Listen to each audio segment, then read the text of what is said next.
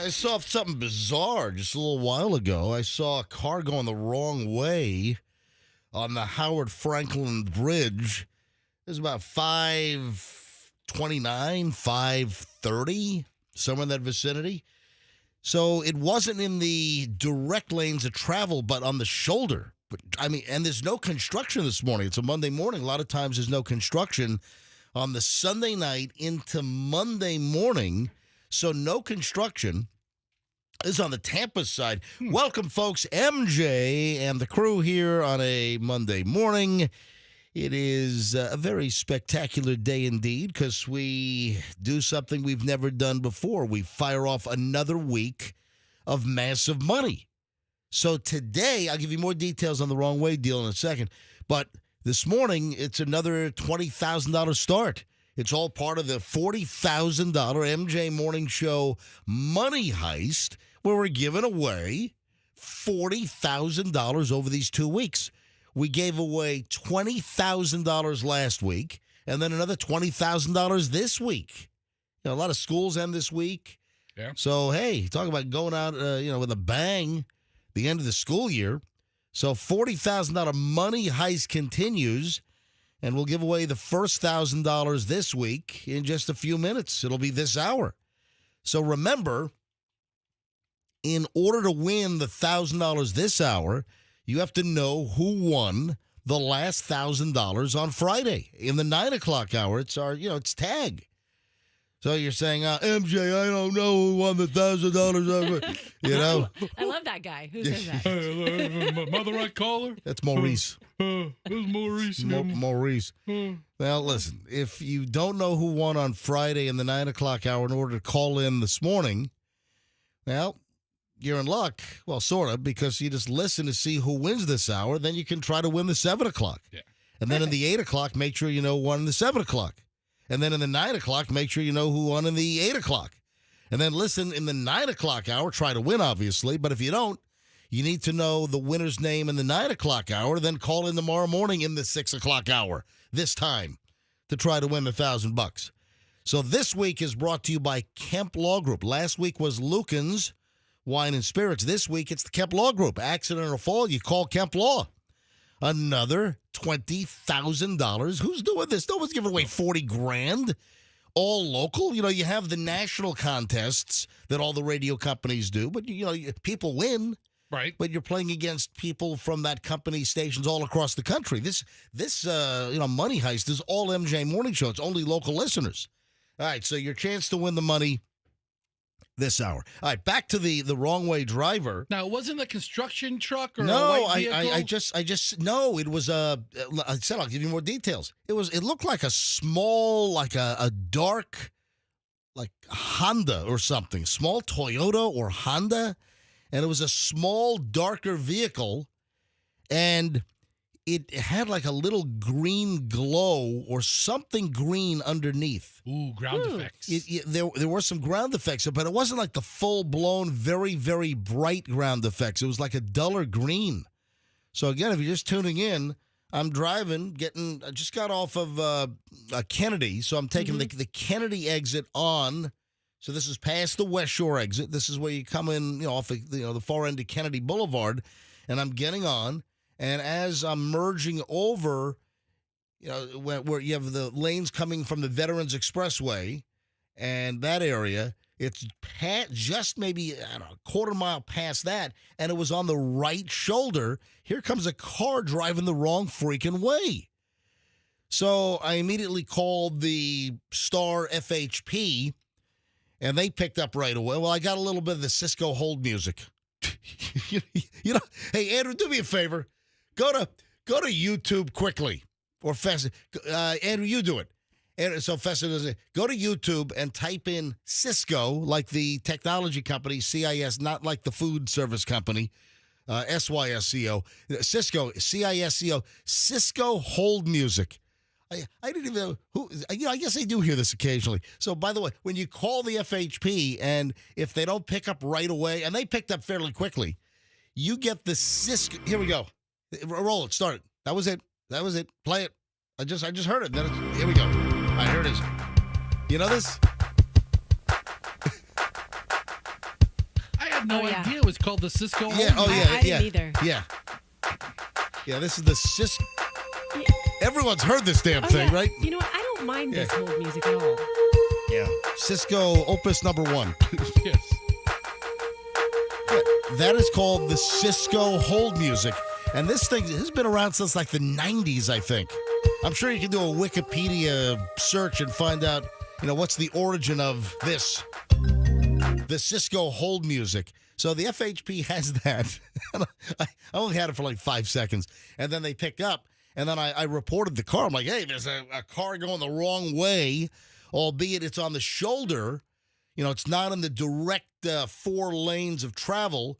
And I'm like, yeah, it's Howard Franklin, southbound. Car is on the shoulder driving northbound, near the start of the bridge on the Tampa side. And they, obviously they're going to try to get a trooper there. But, we have a shortage of troopers. We don't pay our troopers enough. No. We should have more troopers. We ought to double the salary of the troopers. I've driven from Tampa to Fort Lauderdale. I haven't seen one highway patrol. Right. Sometimes the whole way I haven't seen one. Sometimes I don't see one highway patrol. It's true. So anyway, luckily the car was not going the wrong way in the major lanes, but I've never seen a car driving the wrong way, even on the shoulder. And again, Festa, no construction this morning. A lot of times Sunday night into Monday morning, there's no construction. Yeah, it makes you wonder how they got over there in that direction. You want to know how old the composer of the Cisco hold music was when they wrote this song? I have no Or idea. wrote this music, I should say? I have no idea. 16 years old. 16? Yeah. That was a 16. So when did I remember it like from the 90s. So when 89. it was 89. Mm-hmm. That's when the Cisco hold music was composed. He's actually an IT guy named Tim Carlton. He recorded the song on a 4-track in his garage when he was 16. So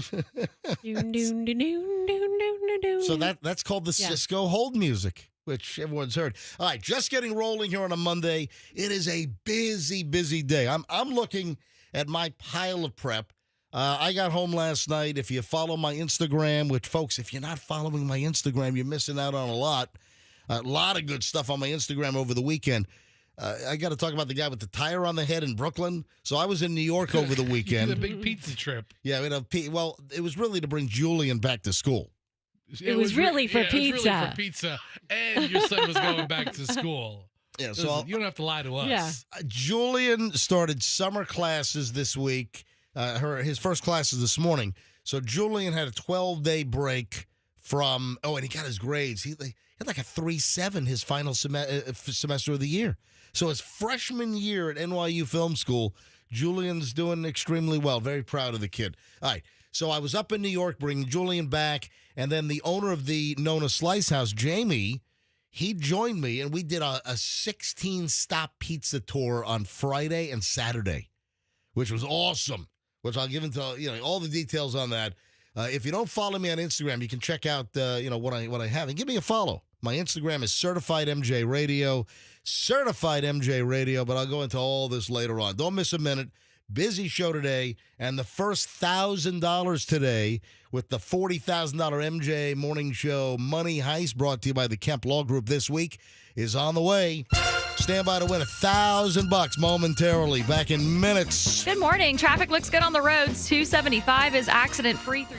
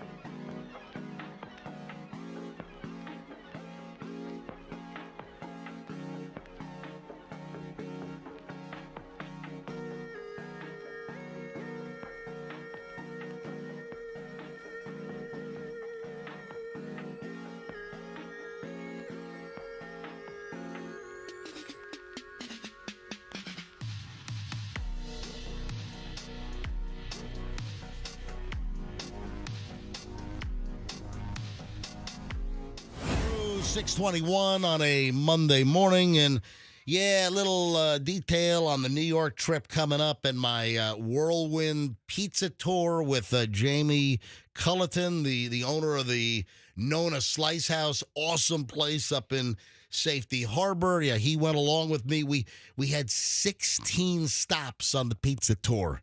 Checking out some places. Good. All right, 6:22, just getting rolling here. Again, we have to give away $1,000 this hour. Why? Because we give away $1,000 every hour, every day this week. The continuation of the MJ Morning Show $40,000 money heist. So in minutes, I'll tell you when to call in, what number caller to be, and if you are the right caller, then you just need to know who won the last grand on Friday morning in the 9 o'clock hour. Always have to know the previous hour's winner, and if you don't know it, make sure you listen because then you can call in next hour because you'll know the winner's name in a few minutes. So stand by. All right, a couple of weird things. I got a lot of weird stuff this morning. Fessy, you know what? Froggy's not here today. I don't know. I can't get a week out of him without him calling in with something. He's working 5 days next week, though, so don't worry. So, yeah, he'll be here Monday. Oh, yeah. He'll be here a week from today on Memorial Day. Yeah, we're not going to be here Memorial Day Monday. You know, we don't do a live show on Memorial Day, so we're off next Monday. But I figured Froggy and maybe you, Fester. I wouldn't expect Roxanne to know this, but have you ever heard of a celebrity chef that's been on these celebrity like cooking shows or whatever? You ever hear of a Madison Cowan? No. Yeah, I guess he was on Chopped. All right, so an Iron Chef. if you're a contestant, Yeah. you know, I mean, there's dozens and hundreds of celebrity chefs. If you're on one show, right. you call yourself a celebrity chef. See, I don't know if I've ever seen Chopped. I mean, I'm aware of it, and I've probably flipped by it. But, believe it or not, a guy like me who loves food, I don't spend a lot of time on the Food Network. No. I don't know why that is. And I love great food. I have a massive appreciation. You have a very highly developed palate, I've heard you say, right? Wait, hold on. When did I? No, you never heard. What are you saying? You're talking out of your butt. I have never said I have a highly developed palate. I've never said that. I don't know. It seems like something you would want. You think. I've never said that. He's never audibly said it out loud. I've never heard him say that. You have a highly developed talking out of your butt tongue. All right. She has a very highly developed. I do. Talking out of my butt tongue. Yes. I have never met anybody who has a more developed talking out of their highly talking out of their ass tongue. Whoa. All right, But doesn't that seem like something you would so say? I have a highly developed pizza palate. I don't know that a pizza palate is necessarily a highly developed one. Well, what's this person's name? Madison who? Madison Cowan. And I just thought maybe I don't know these cooking shows that well, so I know that some on these cooking shows are well known. I just thought it was very interesting. So this guy was on Iron Chef, he was on Chopped, and maybe the story's not as good now if you don't know who the hell he is. I have no idea who this guy. It's not like he has his own show. He was a contestant on a couple of cooking shows. He has a girl's name too. What? Madison. I swear, when you said Madison Cowan, and Roxanne, thank you for bringing that up. I didn't know if it was a male, female, or anything about this person. And you're like, you and Froggy might know this person, so then I'm totally thinking it's a chick that you guys it's a guy. Okay. But there's more to the story. You don't need to know who this guy is. I just thought it was an interesting twist that he happened to be on the TV show Chopped at some point and on Iron Chef. But this is like a broader story of what the bleep. How could you stay in your apartment for 4 years without paying rent and you just get evicted now? How the hell does that? Well, I get maybe that's New York. This happened in Brooklyn, and a judge finally ordered celebrity chef Madison Cowan to move out of his apartment in Brooklyn. His landlord says that he has not paid rent since January of 2020. So I was thinking, all right, did he get into some kind of COVID issue? COVID hadn't hit yet. COVID smacked us in mid to late March of 2020. That's when COVID really hit and things started shutting down like the last week of March. We felt it. Yeah, I always put St. Patrick's Day 2020 as the beginning of COVID. Yeah, in New York, because we were up in the city at that point, and I was in the middle of doing my afternoon show at the CBS Broadcast Center, and what was it, March 13th? Bring up a 2020 calendar. It was a Wednesday. It was Wednesday, March 13th, and I'm at the CBS Broadcast Center on West 57th Street, where I was doing my afternoon show from the studios of Westwood One Radio inside CBS. And then an email goes out that effective immediately, the CBS Broadcast Center is being closed. There were 3 cases of COVID in the building. And remember, people back then, they didn't know what the hell was going on. And we had no idea how it was being transmitted. And March of 2020? That's the calendar. I'm sorry, it's Wednesday, March 11th. So, yeah, it was not the 13th. It was Wednesday, March 11th is when the email went out at CBS. Effective immediately, the CBS Broadcast Center is closed. Leave and don't come back till further notice. And then the next day, I was broadcasting my afternoon show from our brownstone on the Upper West Side. And I had to quickly scrap together, I had an internet connection, and the Westwood people gave me the equipment to broadcast from home. And then over the next days, I had to immediately order all kinds of equipment. And luckily, I got in before the huge rush because a lot of that home-based broadcast equipment sold out quickly. Oh, yeah, sure. I ordered, immediately that afternoon, I ordered all my own stuff. And luckily, I got it quickly before the COVID crap really got bad. But this was in January. This is you were starting to get those little, cases. You had like a Chicago case. There was one out of the Pacific Northwest. And remember those COVID case but this was January. This is before COVID really hit it. The guy hadn't paid rent. This guy's ahead of the curve. How the hell are you able to stay in a place for 4+ years without paying rent, and you finally get ordered to get the hell out of the apartment by a judge? How does that happen? You know what he said he was doing, too? He said he was getting advice on how to avoid eviction from the state attorney's office. Now, they denied it, but... Yeah, he's faced eviction multiple times. That angle is total BS. He's been living in a 1-bedroom apartment in a Brooklyn townhouse. Rent is $2,750 a month, $2,750 a month, and he hasn't paid the freaking rent since January of 2020.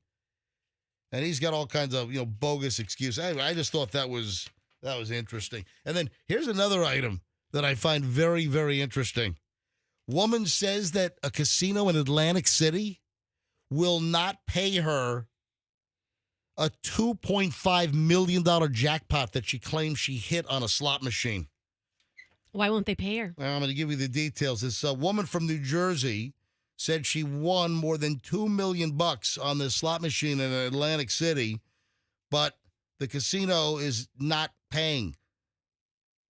Roni Beal, she's 72 years old, says she hit big on the Wheel of Fortune. That's like one of the most popular slots It is, and it's been popular for 20 years. Yes. That's one of the things that has annoyed me most when I was in, Vegas occasionally. I haven't been to Vegas since 2011. We have not been to Vegas in 13 years. It's been a long, long time.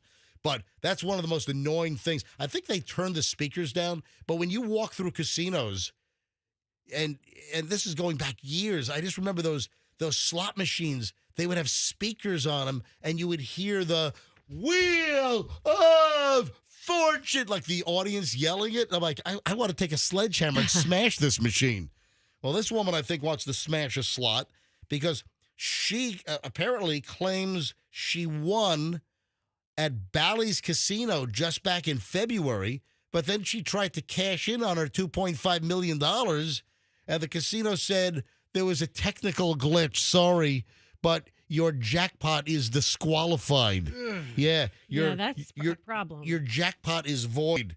So what prevents a casino from just claiming, technical malfunction, the play is void? That's a glitch. It's a glitch. A lot of slot machines, I don't know if they still have them, but like the older Bally's, I think there was like a little note, malfunction, voids play, or something to that effect.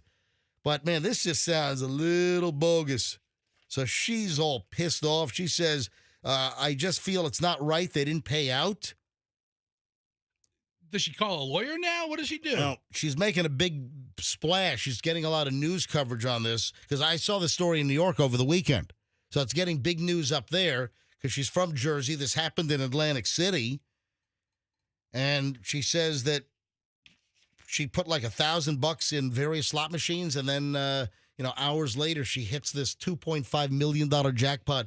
And then Bally's Casino is saying, nope, sorry, it's an ineligible win because there was a technical glitch on the machine. You don't see that at the Seminole Hard Rock. Yeah, Beal's attorney, Mike DeCroce, said that he's preparing a legal complaint, so he's going to file suit against Bally's and the gaming company, IGT. They make the slot machine. She hit a $1.28 million jackpot with a multiplier. So I guess the jackpot was about $2.5 million total, and they're saying, but they don't say exactly what the glitch is, just that the jackpot was void because of a glitch. So how often does that happen? Technical glitch. Sorry, lady. I'd love to talk to you know what? What if there's any a slot tech that works at the Hard Rock? Any chance? Any chance we got a slot technician, a slot repair person that works at the Hard Rock? Can you fill us in on what constitutes a malfunction of the machine that would void the play? And how often that happens? Yeah, well, very good question. All right, by any chance, 800-990-1047. By any, and you can stay totally anonymous. By any chance, is there a slot technician? It's a pretty specific job. Yeah, stay anonymous. Stay anonymous. There's probably 5 of you in town. Right, so why don't you discourage people from calling in, you imbecile? What, are they going to call it or not? All right, 800-990. Look, the phones are ringing. Okay. 800-990-1047. Will we get a slot technician or someone that can answer that question? I guess we'll find out next. Plus, we got $1,000 to give away. There's going to be no malfunction of this game. I guarantee we're giving away $1,000 next with the MJ Morning Show $40,000 money heist, brought to you this week by Kemp Law. Accident or fall, you call Kemp Law. Oh, I got to share this later on. I've got 2 raving fans of the Cake Girl. 2 MJ Morning.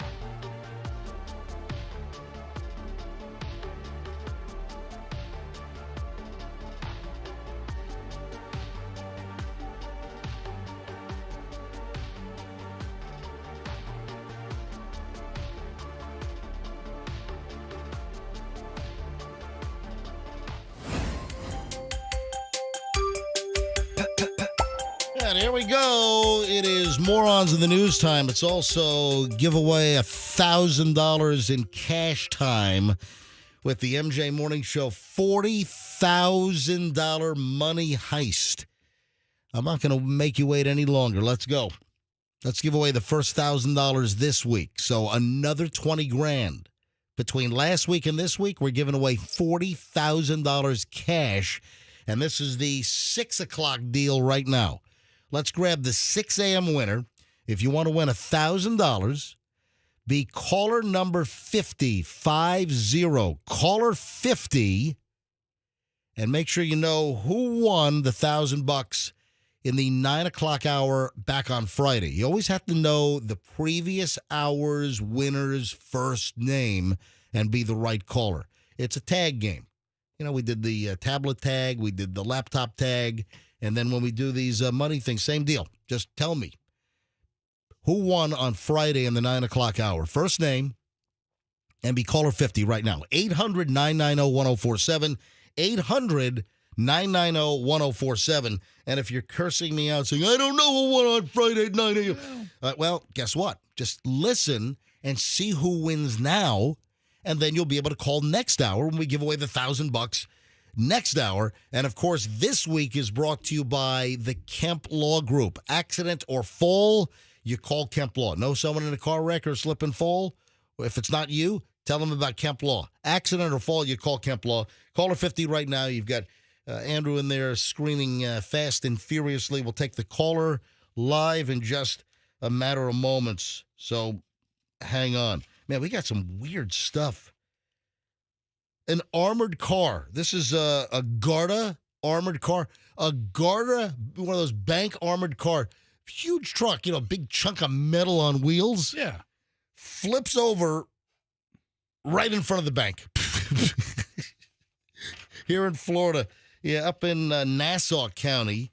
Nassau's just north of Jacksonville, right? In that vicinity, right? Or is it just west of Jackson? It's right up in the Jacksonville kind of area, Nassau, County, here in Florida. I guess it's the Callahan is. Yeah, it's to the west. Just to the west of Jacksonville's Nassau up there. An armored car driver lost control on Friday, and the truck is upside down on its roof. That's awful. I would imagine that the center of gravity on those things probably pretty high. And yeah, it's hard to do. no, I was thinking it's probably easier to do. You think it's easier to do? Yeah. If You think it's easy to flip that truck? I don't know about that. I think there's a lot of weight In the walls, Yeah, in the roof. and I'm thinking if you drive kind of herky jerky, it might be easy to flip that thing. But I mean, what about the convenience of flipping over right in front of the bank on the lawn of the bank? Is that a firing? Could be. I mean, Yeah. if you're the armored truck driver, you really have one job, not to flip the vehicle. Driver lost control, unknown reason, so we don't know if he swerved to hit a raccoon in the road or something. The truck ended up balancing on its roof, and the cab upside down, angled. Yeah, this happened up in Nassau County. Driver was okay, but the doors stayed closed. I don't know what it is, but there are so many stories about no accident involved and armored car doors that fly open and spew cash all over the interstate. And then drivers are like swerving all over the place. You know what I'm talking about? You're driving, oh my. Yeah, there's people are jamming on their brakes, getting in their cars. They're grabbing cash all over the interstate. Oh, I had an aunt, and that was her dream. Are you serious? Oh, my gosh. To see a armored truck just going down the interstate, dropping bags of cash. Yeah, no money spilled out of this truck. See, that would have been like the real payday. That would have been like the icing on the cake. If the bank is right there where the truck flipped over on the bank's front lawn. Look like a Wells Fargo bank. Right there. Yeah, it was right at Wells Fargo. There's a grassy area right in front of the bank, and the armored car is like on its roof, and it's like kind of angled up in the air. But that would have really been icing on the cake if the back door busted open and cash was all over the lawn as well. Oh, yeah. Okay, so I was just Googling, an armored truck and is it easy to tip, et cetera. Right. And I find this story. It says, my friend and I are planning an armored car heist. What? I'm trying to figure out if it's actually possible to knock over the truck using a heavy enough vehicle. Has anyone tried this? Hold on. What the hell are you reading? Just wait. What are you reading? Is this a Reddit Just thread? wait. Okay. Yes, a Reddit thread. Also, tow trucks aren't an option. And then he gets a response and it says, I rammed an armored truck with a handful of different trucks and heavy vehicles. What? I found that the Phantom truck fitted with a trailer works best for knocking it over. What a Phantom? What the hell's a Phantom truck with with a trailer? The person who we're missing today would have figured this out. This is a Grand Theft Auto thread. It's not real. It's the video game Grand Theft Auto. What you can smash into armored bank cars, armored trucks in Grand Theft Auto. You can do almost anything. You can do anything. Now it may. Hey, speaking of money blowing out the back doors of an armored car, the MJ Morning Show is a defective armored car. We got. That's a good way to put it. I'm blowing money out for 2 solid weeks. We gave away $20,000 last week. We're giving away another $20,000 this week. It's the MJ Morning Show $40,000 money heist, and this is it. This is the first winner we're going to grab here for week number 2. This week brought to you by the Kemp Law Group. And let's see, let me grab caller 50. Hi, good morning, MJ Morning Show. Who's this? Bobby Fischer.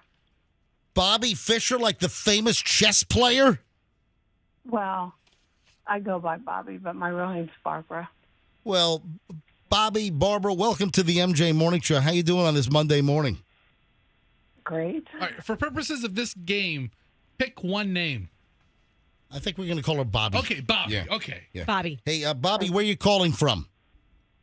Tampa. Bobby in Tampa. Bobby, can you are caller 50, so you're halfway there.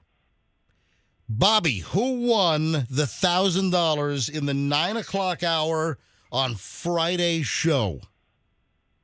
Calvin. Yes! Thank you. Oh, my God. I can't believe I won. Bobby, you got it. You got $1,000 cash in the MJ Morning Show. $40,000 money heist thanks to the Kemp Law Group. Accident or fall, you call Kemp Law. Bobby, congratulations on being the first winner this week. And thank you, Camp Law. Oh, yeah, And if you absolutely. go by Bobby, I spell it with an I-E. Okay, Okay. We'll call you, for the sake of the contest, we need your name, so we're going to call you Bobby, Bobbie. Okay. Bobby, congratulations. All right, don't hang up. Andrew's got to get all your information right now. Thank you. I can't believe it. Yes, you got it, Bobby. All right, hold on. Thank you so much for listening to the program. Look at that. Bobby was the most excited, quiet person I've ever heard. She was. Very, very excited, quiet person. Absolutely. I think it's fantastic. Well, we had a very genuine, oh, my God. Oh, my God. Oh, Yeah. my God. Oh, my God. So that was fantastic. I want to know why these people are so quiet when they are. I mean, are they at work? Are they trying not to wake up babies or sleeping dogs? Who knows? Not everyone's going to scream their heads off. You don't always have to scream your head off. All right, but anyway, very, very exciting. Just had our first winner. So next hour, 7 o'clock hour, we will have another winner. You just got to know the first name of who just won. So don't worry. We have 3,000 more to give away this hour. 7 o'clock, 8 o'clock, 9 o'clock hours here on the MJ Morning Show. If you need a new garage door, folks, oh boy, now's the time to do it. Banco is having the double.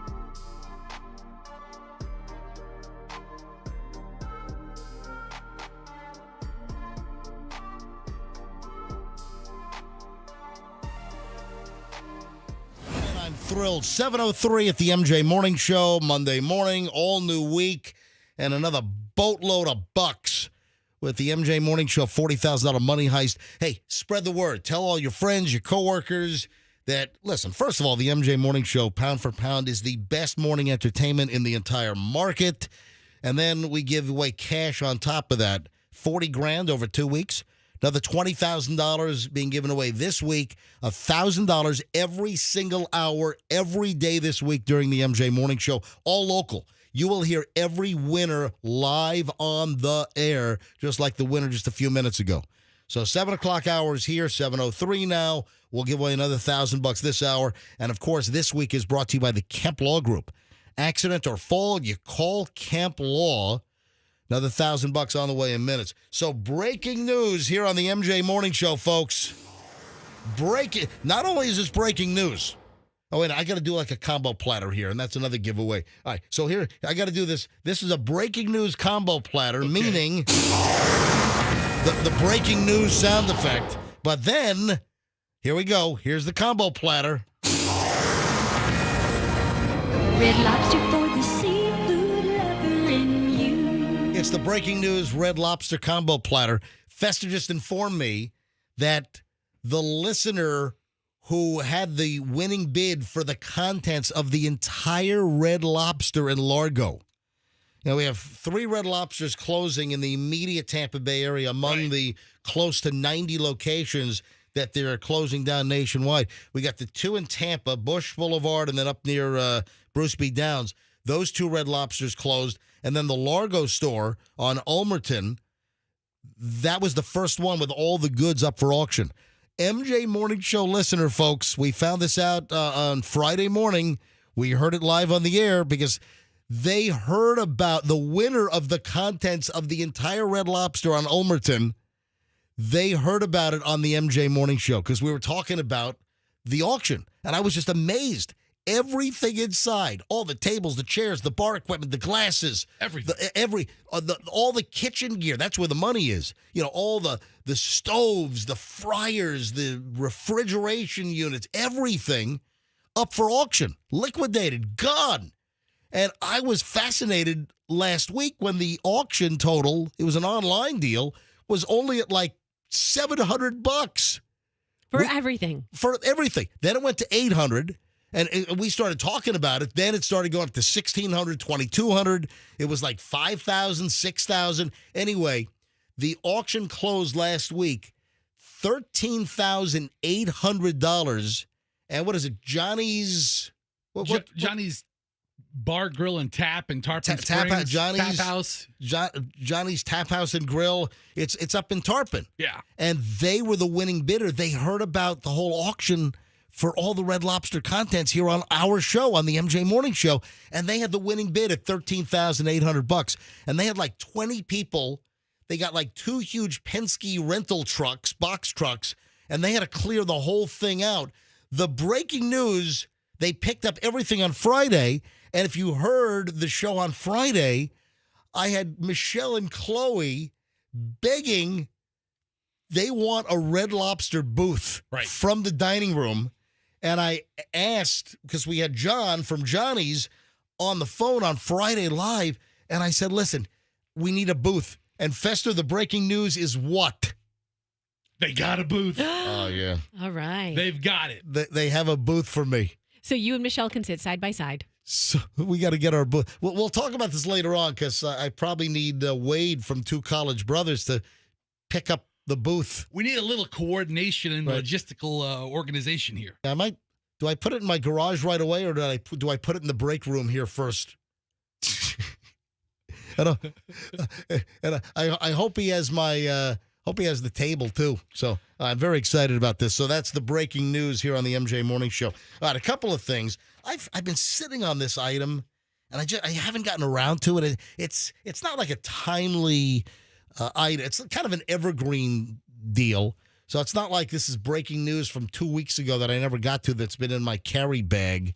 And it's not like I'm going to be late to the party here. But I thought this was interesting about some of the current slang with the younger generation, Generation Z, both my kids are Generation Z, both Chloe and Julian. And, Chloe is 22, going to be 23 in August. Julian is 19, going to be 20 in July 4th. And I have this list of slang which is being described as like cringe-worthy. And what is the origin of some of these slang terms? But the positioning on the story that I saw was, if you're using this slang, stop using it immediately because it's awful. Who is it cringy to? Is it cringy to the Gen Z or is it cringy all around? I think if Gen Z is using it, maybe they don't find it cringy, or maybe the people who are actually incorporating it aren't that put off by it. Okay. Maybe this is a good question for Generation Z. Generation Z was born 1997 to 2012. Did some boomer write this article? Stop using the word. Listen. So, listen, I can ask the question. Let me give you some of the slang. So, instead of YOLO, which YOLO is you only live once. Right. It's the kind of thing where someone like jumps off a ledge. Hey, you only live once, or they do something dangerous and oops, a split second after you've made a decision to do something, you say, oh, that wasn't a good idea. But YOLO, instead of that, it's being recommended that you use diff TP, meaning do it for the plot. Have you heard that one? Oh, yeah, because you're the main character in your story. Exactly. You're the main character in your plot.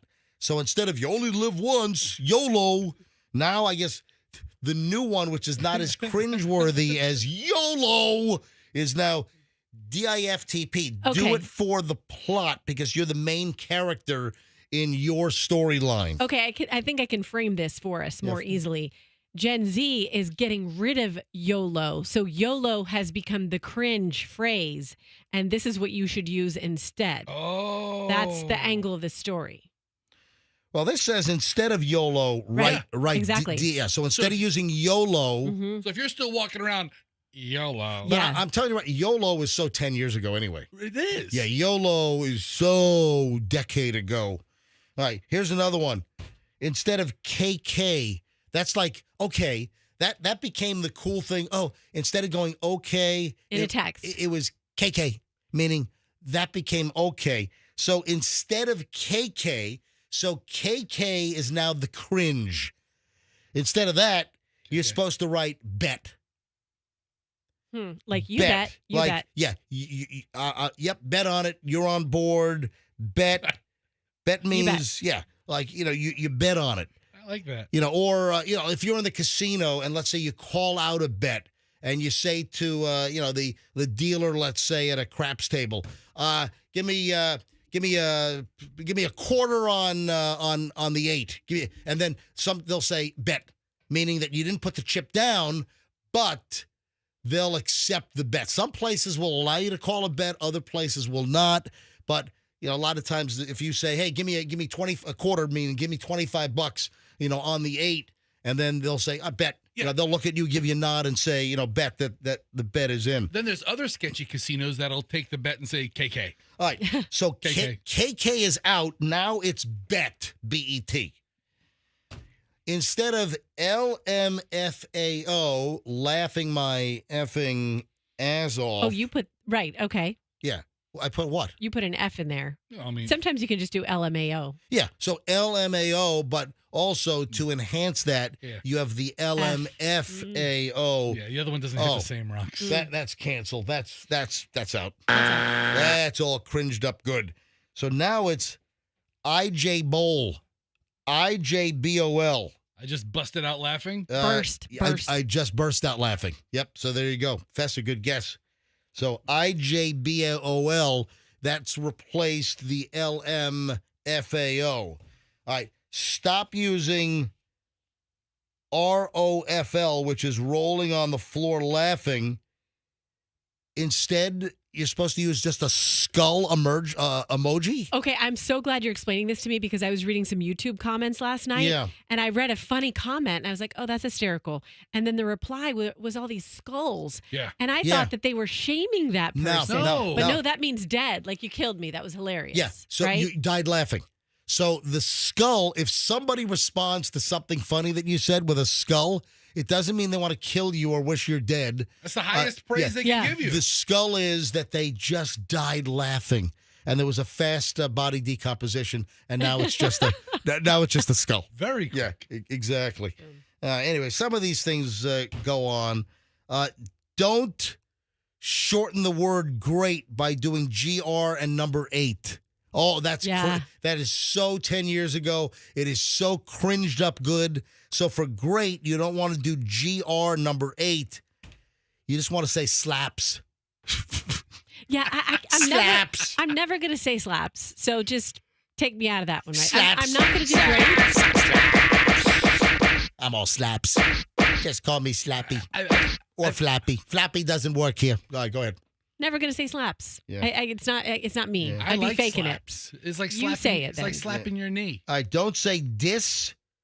Now say clap back instead of it. That's Michelle. diss. Michelle says clap back, Clap doesn't back. she? No, she says. What does she say? No, it's back chat. Bat chat. Yeah, back when chat. I Okay. when she says something to me and I respond, it's Yeah. all I'm back chatting her. Stop, back chat.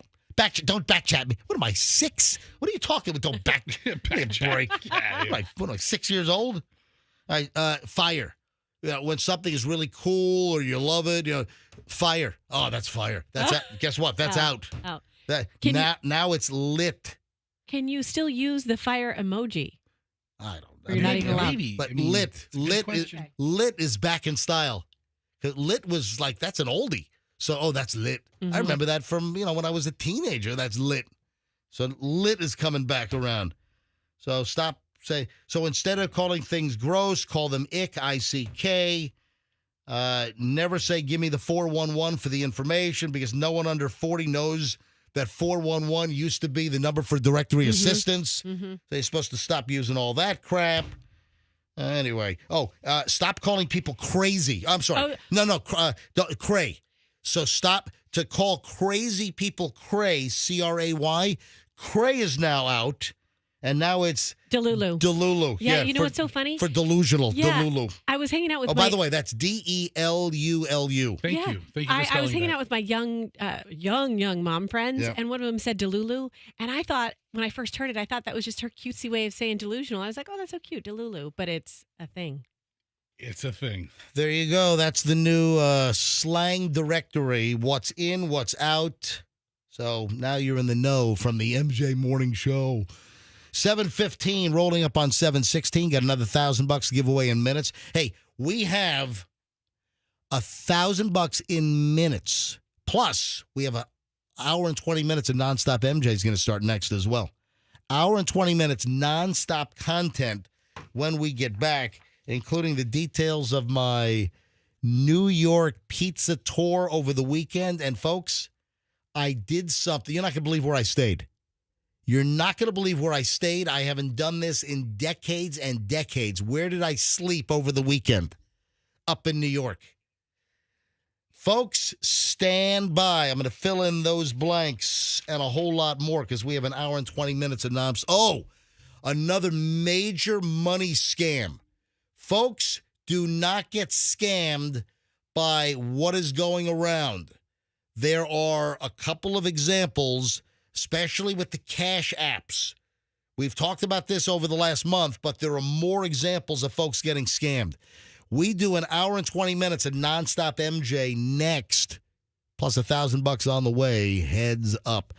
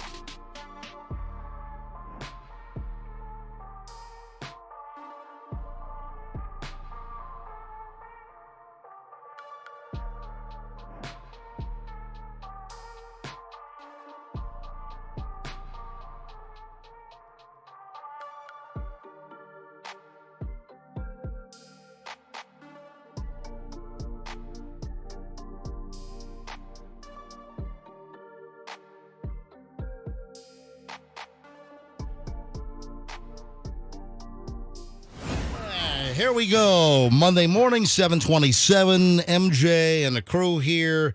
Fester and Roxanne today. I got a text from Froggy. What the hell does this mean? There's one word in there that is different than it usually is, right? One word. So here's the deal. We start an hour and 20 minutes of nonstop MJ right now. It is 7:27, so we got to give away the next $1,000 in the MJ Morning Show $40,000 money heist. We gave away 20 grand all last week, every day, every hour during the morning show. Thanks to Lucan's Wine and Spirits last week. This week is the Kemp Law Group. Stacy Kemp and the team, accident or fall, you call Kemp Law. And so $1,000 on the way in minutes. This will be the 7 o'clock winner. We already gave away $1,000 last hour. So we get a text from Froggy this morning, group text to Andrew, our producer, to me, to Roxanne, to Fester. This comes in at 2:39 in the morning. 2:39 in the morning. And Froggy sends this text verbatim. Can't make it in. Very personal issue. Sorry. See you Tuesday. At least he didn't say next. Roxanne, come on, really? He's not going to take off a whole week. That's what I'm saying. I didn't want him to be gone for a whole week. You've turned foul. All right. So what does that mean? Very personal issue. Sorry, see you Tuesday. You know what the personal issue is? What? 3-day weekend. That's what it is. No. Yeah, Saturday, Sunday, Monday, 3-day weekend. And then, hey, we're off next Monday because it's Memorial Day. That's true. So what was going to have 2 3-day weekends in a row? Mondays are tough. Wait, hold on. I am here. Hey, Roxanne, how many times you've been working with me since October 5th of 2020? That's when we started the second act. That's when we brought the MJ Morning Show back, October 5th of 2020. How many days have I missed on this show in going on 4 years this October? How many days have I missed on this show other than scheduled vacation? A big 0. 0. So I've missed 0. I suspect that you're a sick worker.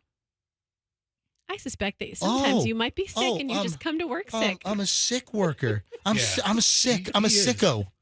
I'm sick in the head. Well, that too. Yeah, She was talking more about like the flu or something. But yeah, MJ's not one to call him because he doesn't feel 100%. No. What the hell does this mean? Can't make it in. Very personal issue. Sorry. He probably has something personal going on. The very is the word that has never been used before in a text absence. In a Froggy text? In a Froggy text absence. Yeah, hang on a minute. Let me call Froggy's wife, Kim. I helped her out with a dead battery on Friday on her car.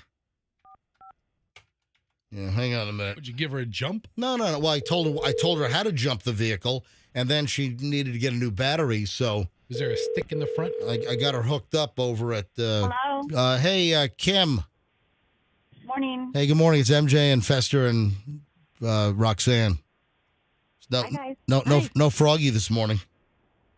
I'm aware. Yeah. Oh, she knows. Can you tell me, what does this mean? Folks, this is Froggy's wife, Kim. Kimberly, can you tell us why I have a text from Froggy at 2:39 this morning? Can't make it in. Very personal issue. Sorry, see you Tuesday. In the past, he's always elaborated on whatever body problem he was having, but we have this kind of cagey, very personal issue. Sorry. Yeah, I don't understand the point of that text. All I know is at 2:30 whatever, I was sleeping. I was woken up multiple times by the hairdryer going off and on. And when the alarm went off for me this morning at 4:45 this morning, he said, I've had a migraine. I've been up all night. I haven't slept at all. And I said, okay, feel better. And I went and worked out and got ready for work. All right, first of all, Kim, how do you put up with him turning on the hairdryer in bed? Folks, if you don't know this, Froggy's cure from migraine is to put a hairdryer directly to his head in his bed, and it's plugged into the wall, and he puts a hairdryer down on the bed and blows a hairdryer. How long does he blow himself with the hairdryer? it varies. I mean, there's no exact science to it. So, I mean, all I know is, like, I'll get woken up because it will startle me. And then I'll be like, oh, my God, it's like 100 degrees in our bedroom. I'm like, we're slow roasting in here. And then, I'll get woken up again when it finally gets turned off. I mean, we've talked about it multiple times that, you have to be conscious of the other people in the room. I know you don't feel good, but I'm here sleeping as well. And it just, it falls on deaf ears. Maybe it's drowned out by the hairdryer. Oh, my God. I mean, this is the most insane thing that Froggy, for his migraines, has to turn on a hairdryer. And, he'll fall asleep. Hey, Kim, was it at your house or was he at a hotel where he fell asleep with the hairdryer on and it overheated and, like, almost caught on fire in the bed? Yeah, I mean, sparks were like flying. That was at home. That was a fun evening. Sparks were flying. I mean, it's never a dull moment when we're sleeping. So, you never know what's going to happen. God. How many hairdryers has he burned up? Several. And I keep buying him his own. Because, like, this morning I was getting ready and I had to dry my hair. And so I had to go in and go into the dark room and, like, fumble around and get the hairdryer and unplug it. And he never puts it away when he uses it. It's a whole process. But he never likes the one I get him as his own until his breaks. And then, whatever. We go through a lot of hairdryers. Unbelievable. Unfreaking believable. Yeah, I mean, all right. The response we got from Froggy this morning was it was very cagey. And in the past, he's always said, I got a migraine, my back hurts, I've got a pinched nerve in my groin, I've got, IBS. I mean, he could have just said, I have a terrible migraine, guys. I'm of no use to you guys this morning. I'll see you Tuesday. He's trying to throw us off the trail with very personal issue. I don't know. What, chlamydia? I mean, what kept him out? I don't know. Anyway, hey, Kim, who I'm glad it's not chlamydia. I'm sorry, what? Wow, okay. What did you say? I said I'm glad it's not chlamydia. Yeah, no, that's Yeah. it's probably good for you, too. You'd know. Yeah, it's probably good for you. You also asked me if I was out last week because of one of my kids having that as well. So that's your right. go-to lately.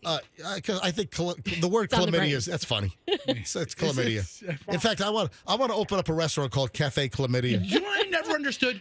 The drink Clamato. How did they get away with that?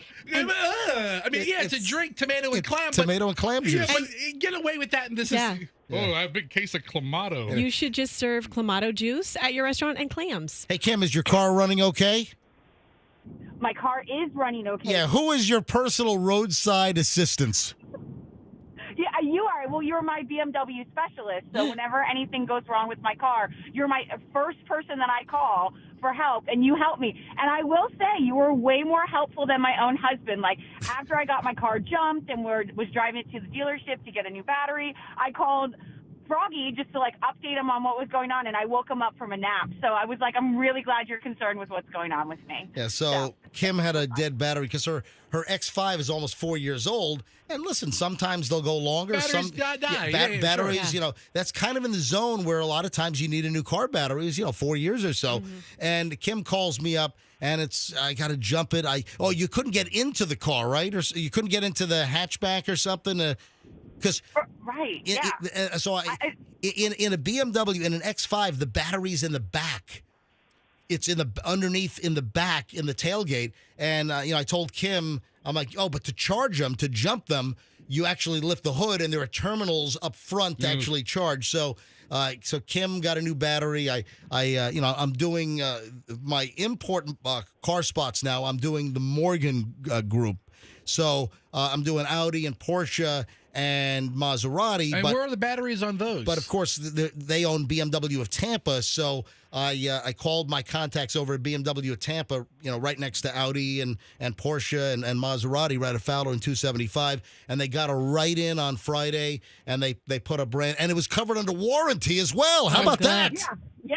I was going to say, to answer your question, Fester, mine was $0 because it's still covered under new car warranty. That's awesome. That's great. That was fantastic. Yeah. All right, Kimmy, listen, awesome. have a great day, and I'll talk to you soon. We hope he feels better. Yeah. We love him. Tell him we love him. Sounds good. Bye, guys. All right, so it sounds like migraine because he was running the hairdryer. Woke him up Okay. at 2:30 in the morning with the hairdryer in his bed. I got to be honest about something. I thought that hairdryer thing was just a big funny thing he came up with. No, she just confirmed he it. legit does that. Oh, yeah.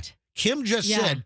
Kim just said she got awakened at 2:30 with the hairdryer going off, and that's Froggy's thing. He claims that and a lot of times it's kind of psychosomatic now. I think even without a migraine, sometimes he needs the hairdryer blowing on him in the bed for him to fall asleep. It's like a whoopee for him. It's a hairdryer. It's a Conair whoopee.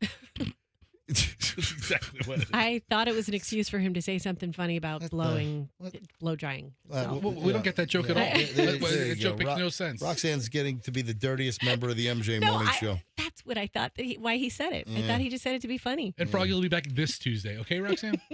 Hey, we got to do the P. Diddy pile, man. Things went from bad to worse for P. Diddy over the weekend. We'll get to that in just a second. At 7:38, keep in mind, we have $1,000 to give away in just a matter of minutes. You are listening to the MJ Morning Show on Q105, 104.7 FM. Let everyone you know listen that, first of all, this is the best quality morning show in the entire market, and we're giving away $40,000 over 2 weeks. So if you know someone that doesn't listen to us, which, my God, why not? But if you know someone that listens to a different morning show, tell them that, listen, it's quality entertainment, and we're also giving away $1,000 every hour, every day this week. The 7 o'clock hours grand is coming up in just a matter of minutes. We have a bunch of weird local stories. Just over the weekend, I've got like a trifecta here. Oh, and then next I'll get into what I did over the weekend that I haven't done in decades. So that's momentarily. But first, though, did you see a guy stole a Hillsborough school bus? Yeah, the weirdest part about this story is that he brought it back, Well, I didn't finish up the rest of the sentence. The weirdest part is not stealing the Hillsborough school bus. The weirdest part is that he drove it to Miami. Yeah. He stole a Hillsborough County school bus Okay. and then drives the yellow bus to Miami. A joyride to Miami. It kind of sticks out, right? While high and drunk. That's what you want. You know what? There's a bus driver shortage. I'm sure they're going to hire him right away at the Hillsborough County schools. I mean, if he could drive to Miami and back with no issues, Well, high and drunk. almost back. This dude is from Land O'Lakes, and he stole a school bus. Yeah, and then he drives. This is all according to the Florida Highway Patrol. They say that Daniel Saez, 32, ripped off the bus belonging to the Hillsborough County School District on Saturday night and drove the freaking yellow bus all the way to Miami. Then troopers stopped him while he was making the return trip back to Tampa with the bus. Yeah, they finally stopped him at Jacaranda Boulevard and Executive Drive. Jacaranda, that's like Venice. Yes, right? okay. Venice, just like the extreme part of Sarasota into Venice is where Jacaranda is. Yeah. Stop right there. What? See if you guys pay attention to me. What have I said before on air and off air about Jacaranda? I don't know. The best Jacaranda exit. It's the best bathroom exit. Last time you I've and never Michelle heard drove that. down there, it's my opinion. I've It's ne- just oh, completely So when you got to go, you got to go. Subjective, And if you got to yes. go on I-75, Jacaranda exit get off is your at stop. and what, every bathroom is nice at Jacaranda? I've had What really have you, great. Yes, you've used all the bathrooms at Jacaranda? I have. I've had great experiences in. Roxanne is eating off the floors in the bathrooms at What, the gas stations, the fast food restaurants? Where have you been? Mostly the gas stations. And usually I refuse to use a gas station bathroom, but they're not bad off Jacaranda. All right, Set up my little picnic lunch in there. Yeah. Anyway, Okay. the Florida Highway Patrol said this guy Saez was high and drunk when he stole the yellow school bus, and they finally got him in Venice area driving the bus back from Miami. Anyway, he's been hit with grand theft bus charges. What a mess. All right, that's weird local story number one. I have to add one little thing about that story that I thought was interesting is What's that? I don't think he was caught for DUI when he was pulled over with the bus, but he actually admitted that he stole it because he was drunk and high. Yeah. In other words, he might have been sober when he was pulled over, but he admitted to his drunken highness. I wonder if he turned on the lights, the red flashing lights when he opened up what if the stop sign came out of the left side? Everybody waited. Exactly. I wonder if the cops let him stop at Roxanne's favorite place, the 7-Eleven at Jacaranda Boulevard and Commerce Drive, with the clean bodies. And then here in St. Pete, where our studios are located, cops are looking for a woman that was like waving a gun at the Twisty Freeze. What? Come on, leave Twisty Freeze alone. Where's there a Twisty Freeze? Well, in, let's see, 66th Street North. Yeah, so Pinellas County deputies are looking for a woman. They're going to whack her with aggravated assault charges once they find her. She's waving a gun. She's threatening people at the Twisty Treat. Jeez. Yeah, the Twisty Treat. The Twisty Treat. What? Yeah, Twisty. It's you know, that round building. Looks like an ice cream cone. It looks like a big plastic toy. Yeah. You know, it looks like a giant plastic toy. And it's, you know, it does. It's a plastic looking building, and it's got the big swirly twisty cone on top. And she's out waving a gun in front of her. Yeah, what's going on? This happened last week. We're just getting the story over the weekend.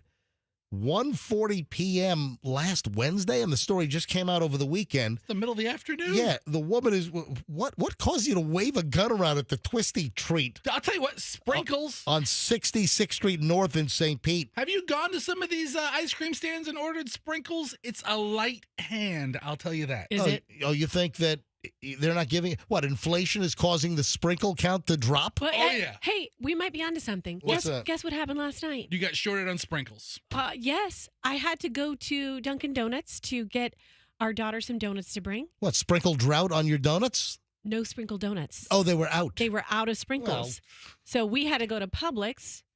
Wait a sec. Hold on. Mhm. Whoa, What time of day were you trying to go get donuts? 6 p.m. You don't go to, what kind of, listen, no idiot listen, I wanted them to be fresh. all right, don't. No.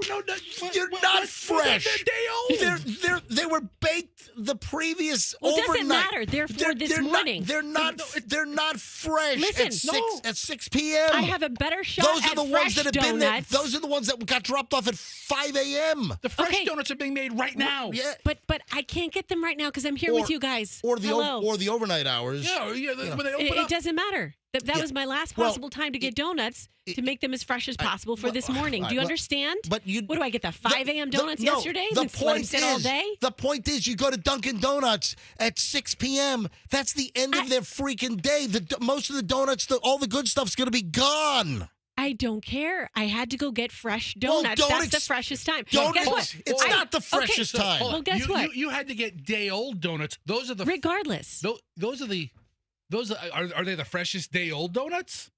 How about That's what I'm saying, Fester. It doesn't matter. How about but the Doug? point is this. How about Doug goes Yeah. at 7 a.m. Yeah. or on the way to school and stops at Right the there. donut place and gets the donuts that were just made hours he's ago got in the overnight hours? How about that? Two kids at two different schools to get to different places. He's probably on a plane somewhere, if I had to guess. So Hold on, they're- your kids are fending for themselves this morning? Yeah, they're fending for Well, themselves. they just walking. They're walking in the middle of Hillsborough Avenue right now. They're taking their new Look hoverboard. to look for a school. 4-year-old and a 7-year-old. So All right. what she's doing, she's probably using the air fryer right now because what I did is I got Publix donuts. They were fresh, and then we're heating them up in the air fryer and gonna get them a little bit so the chocolate melts a little bit, and then we bought our own sprinkles. You know, so there you go. there was- Sprinkle shortage. Dunkin', There's a sprinkle shortage. Yeah. Maybe. there's no sprinkle shortage at Dunkin'. You just went at 6 o'clock at night when most of the donuts are sold. You don't go to Dunkin' Donuts at 6 p.m. at night and expect to have the full array of donuts. There was also a time where they used to make the Dunkin' Donuts at the store. Yes. Now I don't think any store makes them. I think they're all done like in a big old warehouse somewhere. Yeah, and they're just being trucked into all the stores these days. Anyway, so this woman is waving a gun at the Twisty Treat, and they're looking for her. White female, long blonde hair, blue oval-shaped ring on her middle finger of her right hand. How do you notice that she's got a certain ring? Because what, she's waving the gun with... You watch that trigger finger. Somebody's waving a gun. I'm going to see exactly where their fingers are. Yeah. But what would cause her to wave a gun at the Twisty Treat on 66th and St. Pete? That doesn't make any sense. And then we have this bizarre story. 36, this is insane. 36 people arrested, including underage people. A fight outside of Astro Skate in Brandon. Oh, really? What, like a roller derby beatdown or something? 36 people arrested Saturday night, including minors. A huge fight outside of the Astro Skate in Brandon, which is a popular joint. I've been to the one. There's an Astro Skate in Tarpon, right? I think there are numerous ones. Okay, I've been to that one. Yeah. So there was an off-duty sheriff's deputy alerted his command that like 400 or 500 people had gathered outside of Astro Skate in Brandon. It's a happening spot. And then he's like, putting out a call on the radio. Hey, I need assistance here. We got a large crowd that's fighting. And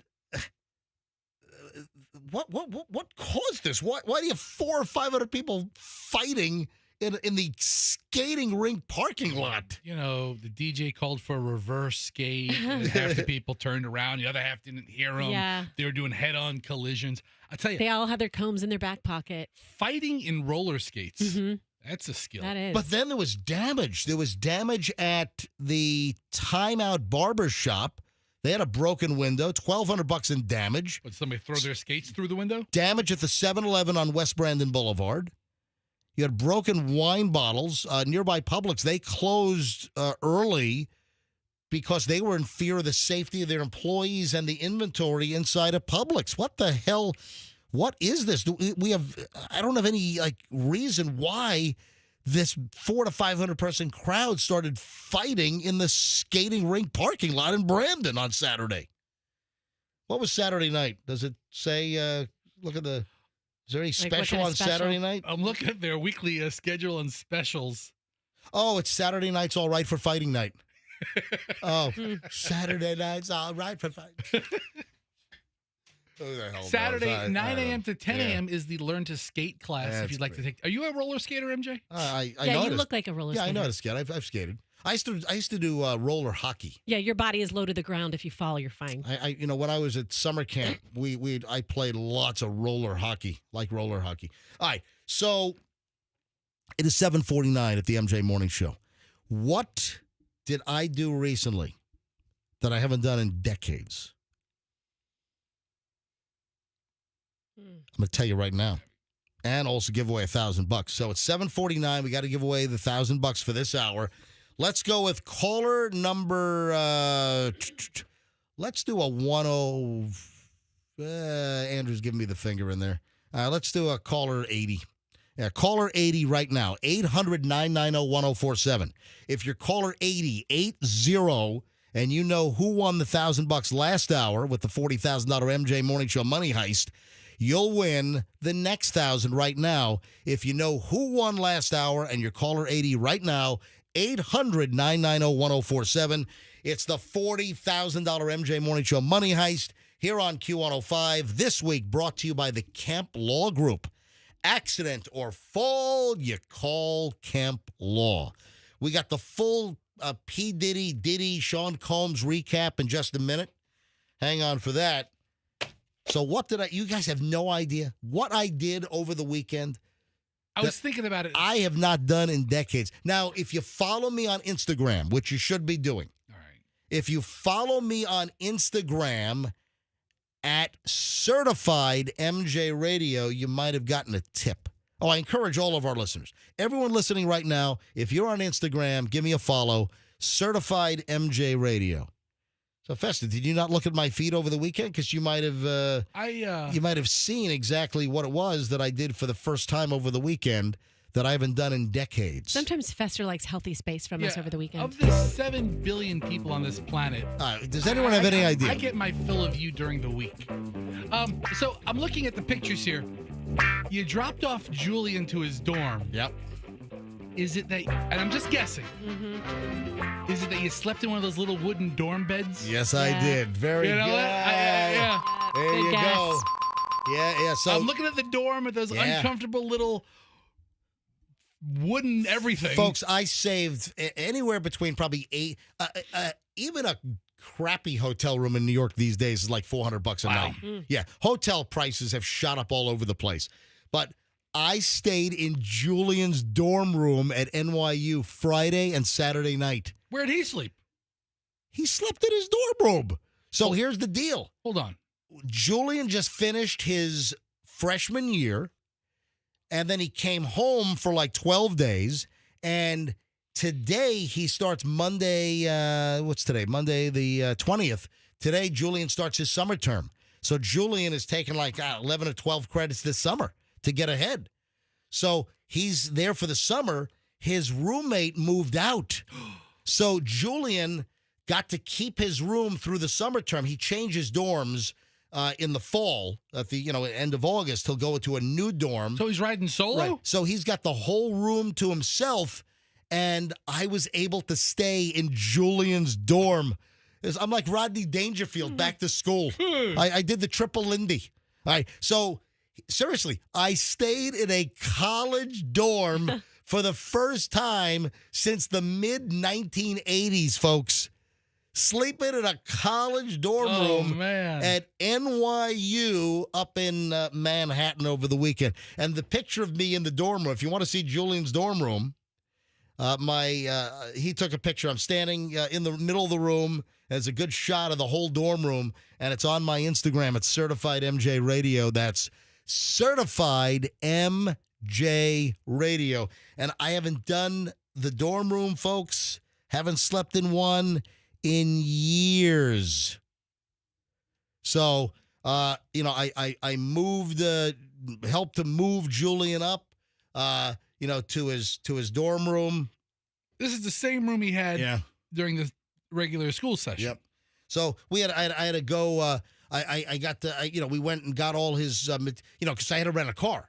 So I had to grab a car, an SUV. So we had to go pick up all his materials at Costco up there. Well, there's a bunch of chicken nuggets. And taquitos. We went to Costco. We went to hit Target. Over in New Jersey, is where we went. So had to pick up all this great stuff for him, because he had to load up on all his supplies. He can't do that himself. No. You can't do that. So again, we thought he was gonna have to change rooms. So and luckily, things worked out. But I had to do all the shopping with him, so it was a very productive weekend. But good. something that I hadn't done in a long time. Stay in a college dorm room. MJ, think about it. Let's say this radio show doesn't work out. How awesome would it be if you entered film school and went with Julian? You'd love it. You would love it. 2-3 years up there. Hi, good morning, MJ Morning Show. Who is this? Becky. Becky, where are you calling from? Hudson. Becky in Hudson, just up 19. In fact, I think Julian got certified Julian got scuba certified in a what's that? A dog. Is that your dog? Yes. All right, I think your dog knows. I think your dog knows who won last hour. All right, so Becky, you're from Hudson, and Becky, I guess you're calling for the $1,000, right? Absolutely. All right, Becky, you're caller number 80, so you're almost there. Becky, can you tell me who won the $1,000 last hour, and then you'll win the next $1,000 right now, courtesy of the Kemp Law Group, with the $40,000 MJ Morning Show Money Heist. Who won last hour? That would be Bobby. That would be Bobby? Is correct. Yes! Woohoo! Becky, you got $1,000 cash. Oh, my God. Hey, congratulations. Thank you. And thank Kemp Law Group, too. Oh, absolutely. Last week it was Oh, your dog's all excited. Look at that. Hey. What kind of dog do you have? She is MStaff A what? in the American Staffordshire. Oh, sounds fantastic. All right, so Becky, congratulations. Have you been trying to win this for a while? Oh, my God, for the last 2 weeks. That's fantastic. All right, Becky, you got the latest $1,000. Congratulations. I'm going to put you on hold. Andrew's going to get all your information, okay? Okay, thank you so much. All right, hold on a second. He's going to get your info and get you your $1,000. Okay. All right. Look, the dog's very excited as well. Yeah, if Becky didn't know who won last hour, I think the dog would have. I heard the dog in the back. Yes, so, Bobby's the answer. Yes. Yeah. That was last hour. Don't confuse people. For the dog. And of course, Becky just won. So, folks, know it's Becky for the 8 o'clock hour coming up in minutes. We'll give away another $1,000 coming up. You got to know who just won and be the right caller next hour. And then if you don't win next hour, make sure you listen to see who wins. And then you can call up in the 9 o'clock hour. And then you want to hear who wins in the 9 o'clock, so then you can call in tomorrow morning in the 6 o'clock. All right, so $2,000 down. Another $2,000 to give away before the end of the show today, thanks to the Kemp Law Group. Accident or fall, you call Kemp Law. So far, man, this has been just remarkably successful. People love this. $40,000 MJ morning show money heist is on. So up in New York, also did a pizza crawl, did a great pizza tour. You know, you've heard me say great things about the Nona Slice House. If you listen to the show, you know I have my list. I got a handful of pizza spots that I do like in the Tampa Bay area. And, one of them is the Nona Slice House up in Safety Harbor on Main Street. And funny story, we were at Nona Slice House, a month ago. It was a Tuesday night, rare night out. And we went with some friends. And Jamie Culleton, the owner of the Nona Slice House, comes to the table. And I've been there many, many times. And he says, hey, man, how's everything going? And, somehow we got in a conversation that, I got to bring, Julian back up because, he was set to move dorm rooms and get them all set up and, do all this heavy shopping, with the car for him for the, summer and then into the fall semester. And I said, yeah, we're going to hit a bunch of the great pizza spots while I'm up there. And then I said, hey, you ought to come up with me one time and do a New York pizza tour with me. I'll take you to all my favorite places. And listen, he's a pizza pro. He's been to tons of the great places already. And then I said, yeah, I got a list. And I send him my pizza list, which is like a couple of hundred spots, I think, maybe 100. In all the boroughs. So Staten Island, Manhattan, Brooklyn, Queens, Bronx. And I send him my list, and he's like, oh, my God, I got to have, he saw the list first while we're sitting at the table at the restaurant. And he said, can I have that list? I'm like, yes.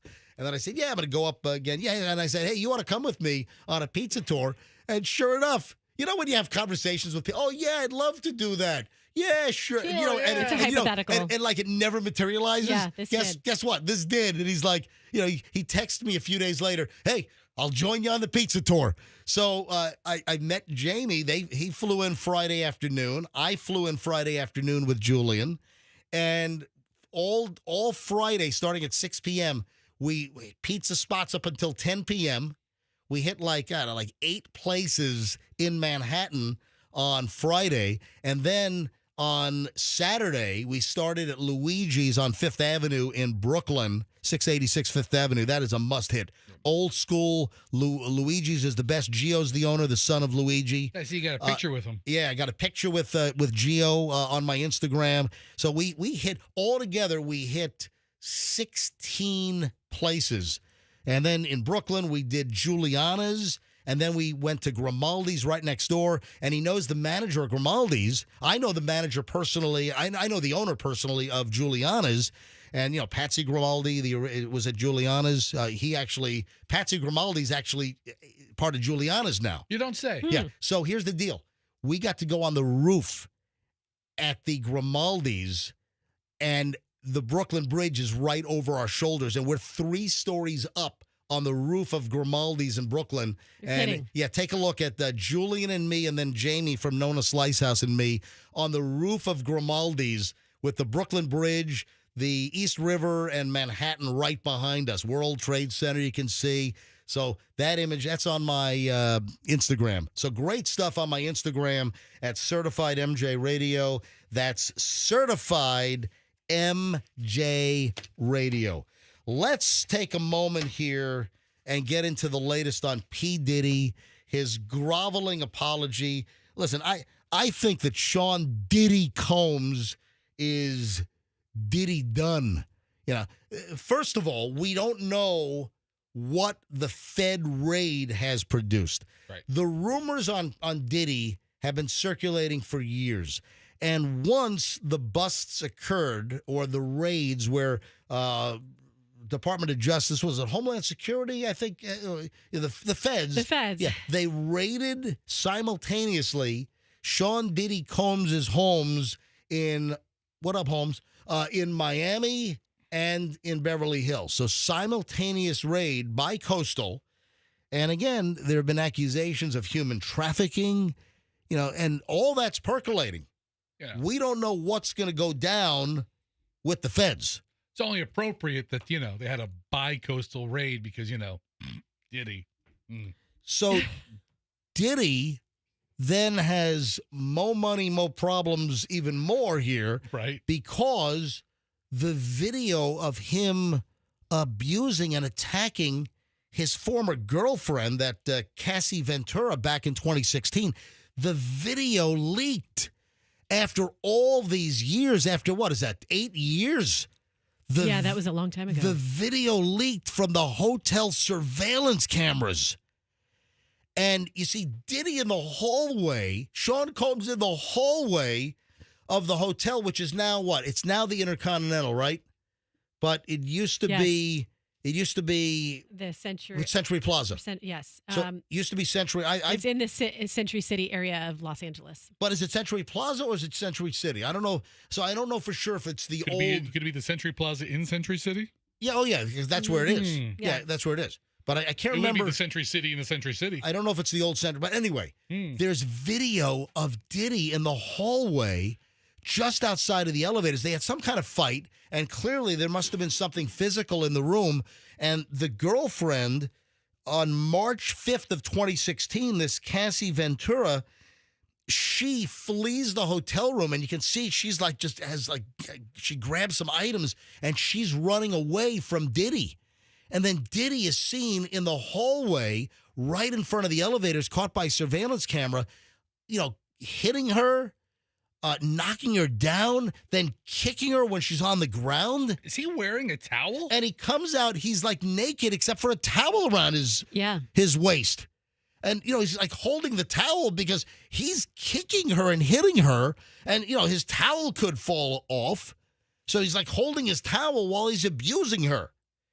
March 5th, 2016, the footage which CNN got their hands on, grabs Ventura, his girlfriend at the time, by the neck and then kicks her multiple times.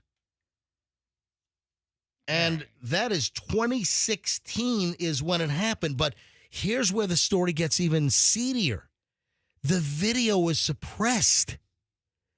Diddy paid the hotel $50,000 back in 2016, apparently, to keep the video quiet or for them to turn over the video to him. And all these years later, 8 years later, the video has leaked and CNN got their hands on it over the weekend. Oh, Diddy. I mean, a couple things here. Yeah. First of all, don't you think to yourself, wow, New York City, the industry, they just propped him up as such a great guy, right? Yep. Over the years, even though he's Bad Boy Records. He's always been celebrated. He's always been celebrated. As a top-tier celebrity. Yes. And then you have the cover-up of this whole thing. I mean, not only him settling, but the hotel hanging on to that. It's just kind of crazy. Yeah. Somebody had a copy. Who's been sitting on this for almost a decade? Somebody had a copy and kept the copy of this and then leaked it. So almost like, when it rains, it pours for Diddy. And wow. What a leak. And then here's the Diddy apology. So he had to come out, and that he's got a lot of problems right now. We're still awaiting what the feds are going to do. We don't know the results of the federal raid. There have been all kinds of accusations that they confiscated cameras. Is there human trafficking? What do the feds have on Diddy, on Sean Combs? And that's still yet to be determined. So here is his groveling apology. And that he clearly had some crisis management folks, say, hey, you got to come out with a video. So it's kind of short. It's not a very long video. It's so difficult to reflect on the darkest times in your life. But sometimes you got to do that. I was f***ed up. I hit rock bottom, but I make no excuses. My behavior on that video is inexcusable.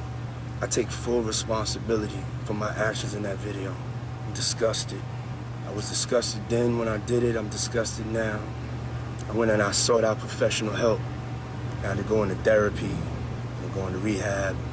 Had to ask God for his mercy and grace. I'm so sorry. But I'm committed to be a better man each and every day. I'm not asking for forgiveness. I'm truly sorry. Oof. Is that even remotely close to... No, it's not. No. It almost sounds I like... don't know. I'm being I'm down on him right now, but it almost sounds like a little bit feigned. I was upset with myself then. I'm upset with myself now. It just sounds like an acting role almost. When you put yourself out there in an apology video, all people do is tear it apart. That's true. No apology video is good enough for everybody. Let's listen one more time. It's so difficult to reflect on the darkest times in your life. So he's doing the whole contrite act here. And I mean, what do you do? I mean, video of him, beating her and grabbing her by the neck and kicking her. I mean, dragging her down the hallway, dragging her. And then she's on the ground outside the elevator and he's kicking her. Yeah, she's like a rag doll. Wow. Sometimes you got to do that. I was up. I hit rock bottom, but I make no excuses. My behavior on that video is inexcusable.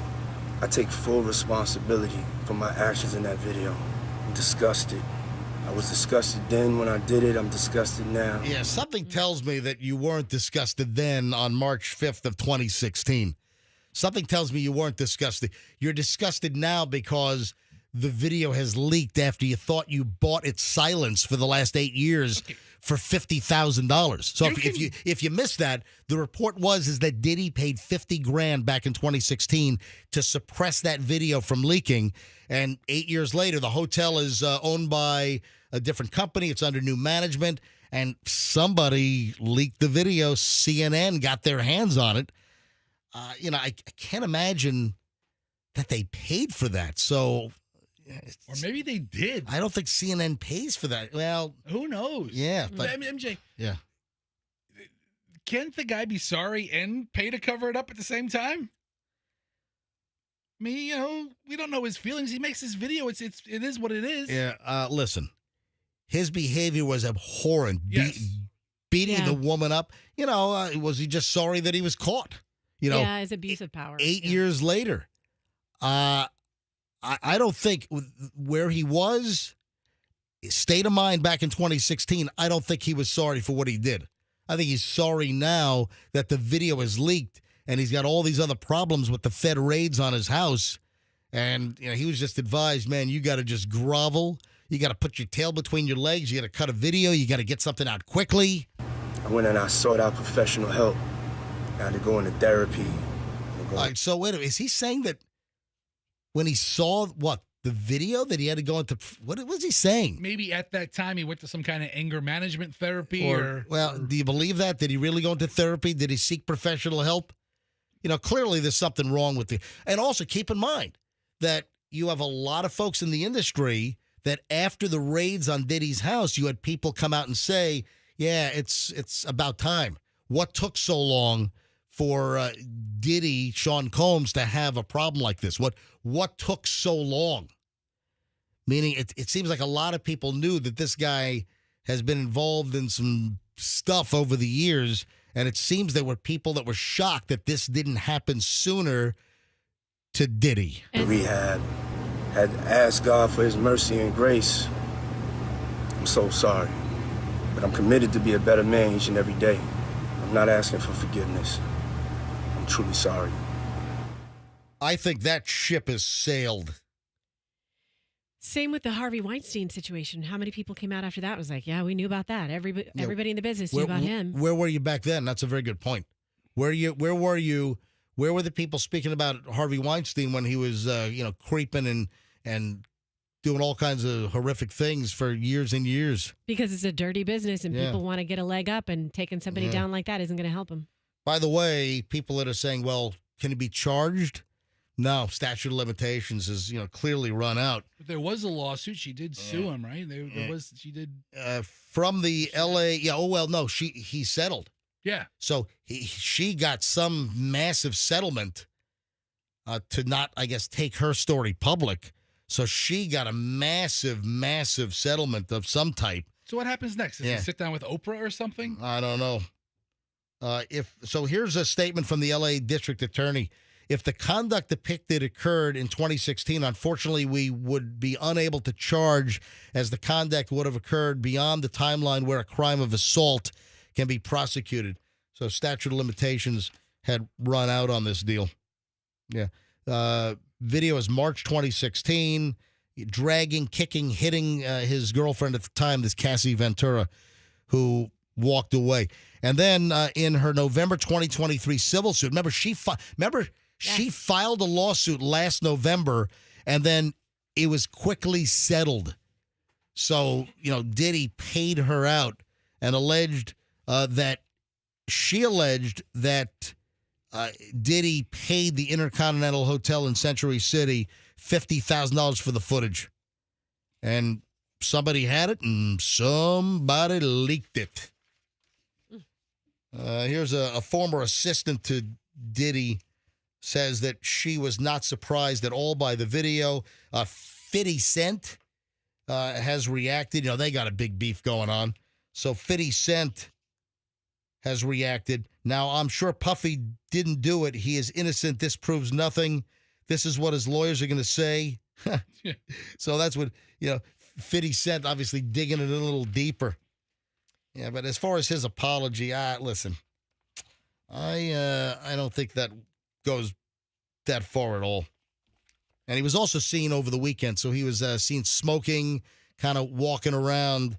I think he was in L.A. over the weekend. And he was wearing a chain around his neck that had a photo of his father and presumably him when he was a baby. His father was shot and killed. Remember that one? Oh, yeah. He was like 3, I believe. So the apology video and lawyers for Cassie Ventura, they called Sean Diddy Combs pathetic because of his apology. All things are true. Yeah. And no apology video will ever be good enough for something like this. Right. I mean, no apology. What could he have done to make MJ say, wow? Nobody can say, that was a good apology video. Oh, that makes sense. There's nothing he could have done. This is so horrific.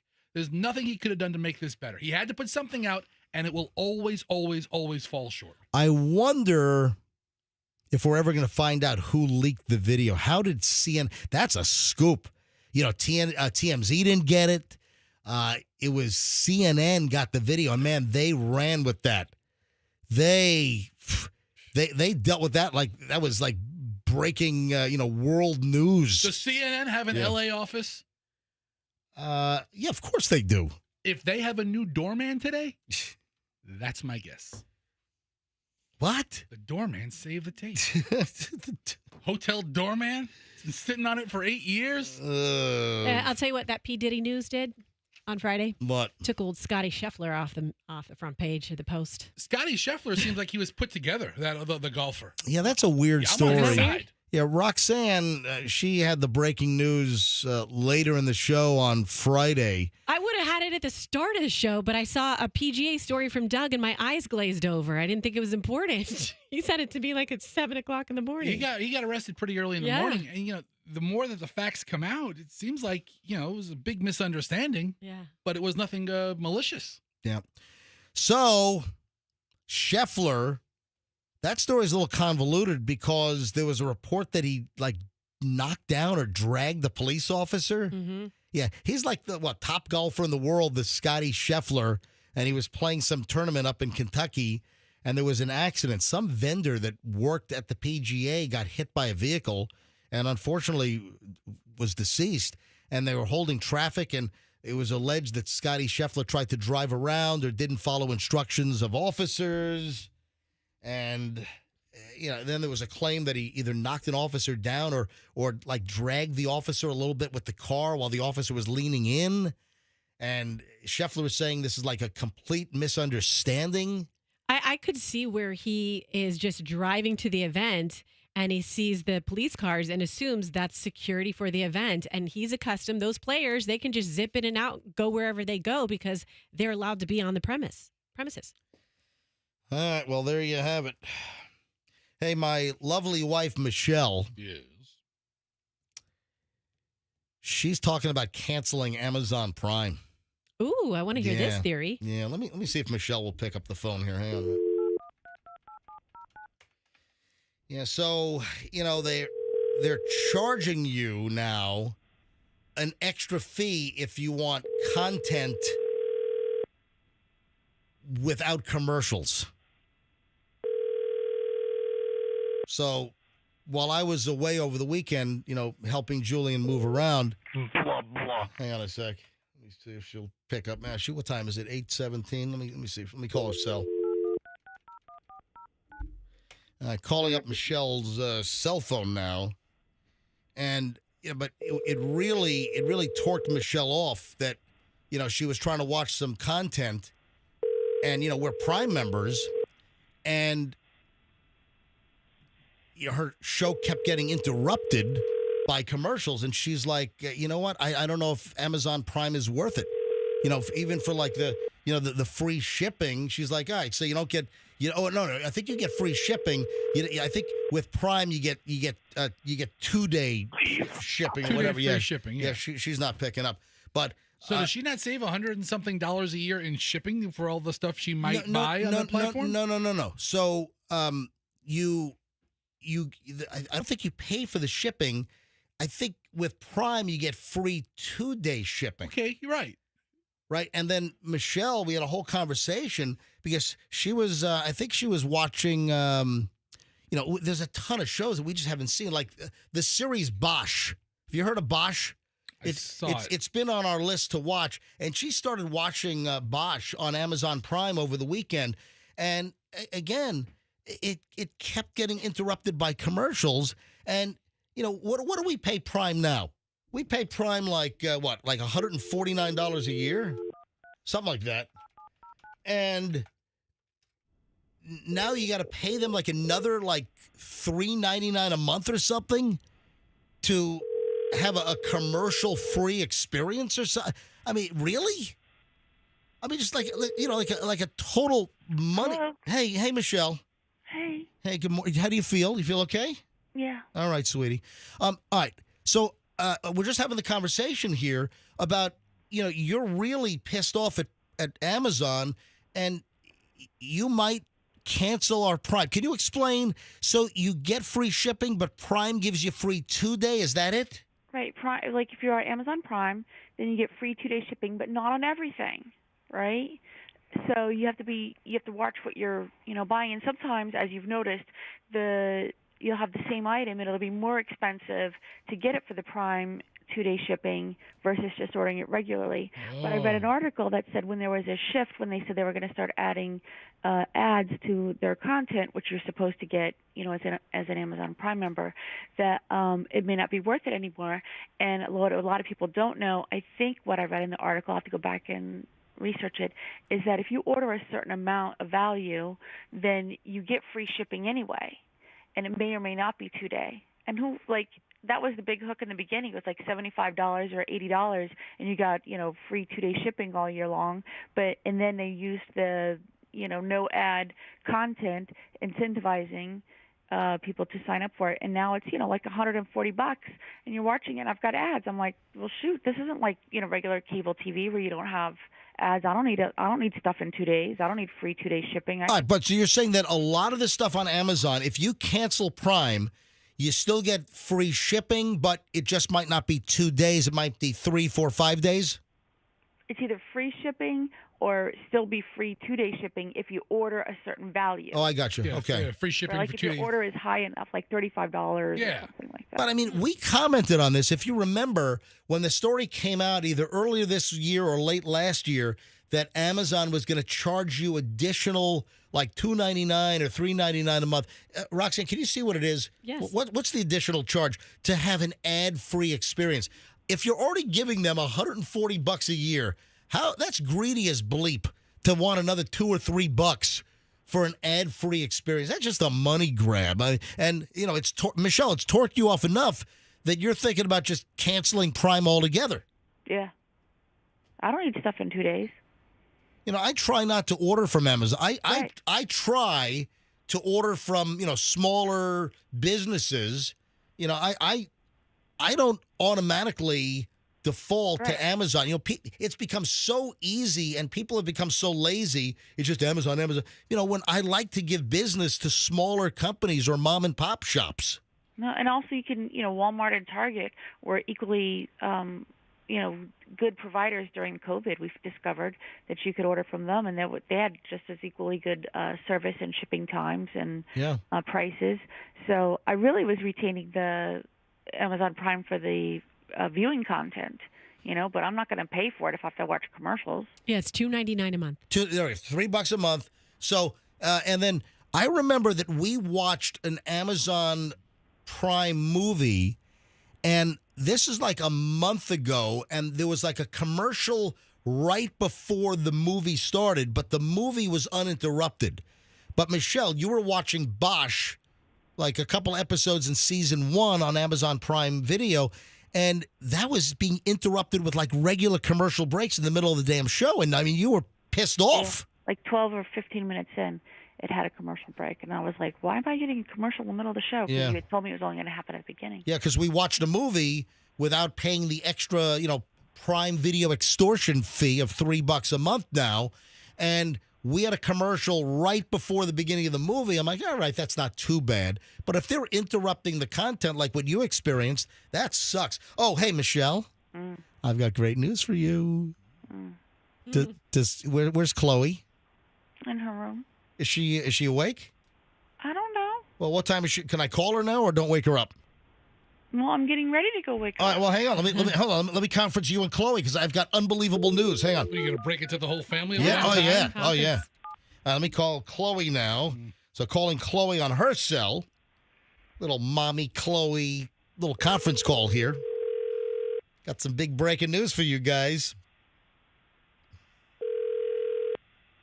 Hello. Chloe.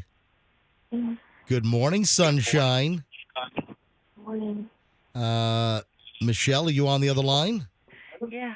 Hey, Chloe, and I got mom conference called in. Okay. Guess what? What? We got the Red Lobster booth and table from the Largo store.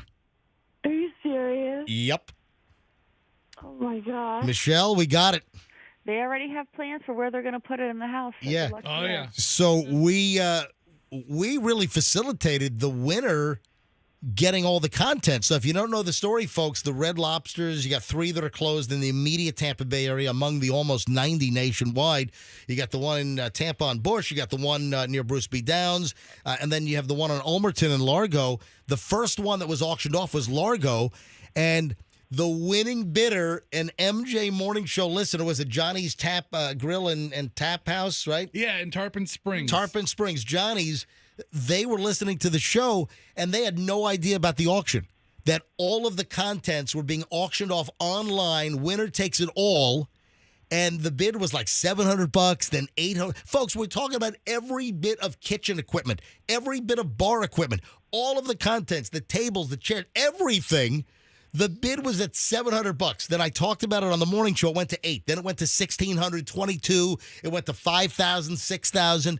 Anyway, the winning bid was $13,800 for everything inside the Red Lobster on Largo on Ulmerton, and Johnny's Grill and Tap House in Tarpon.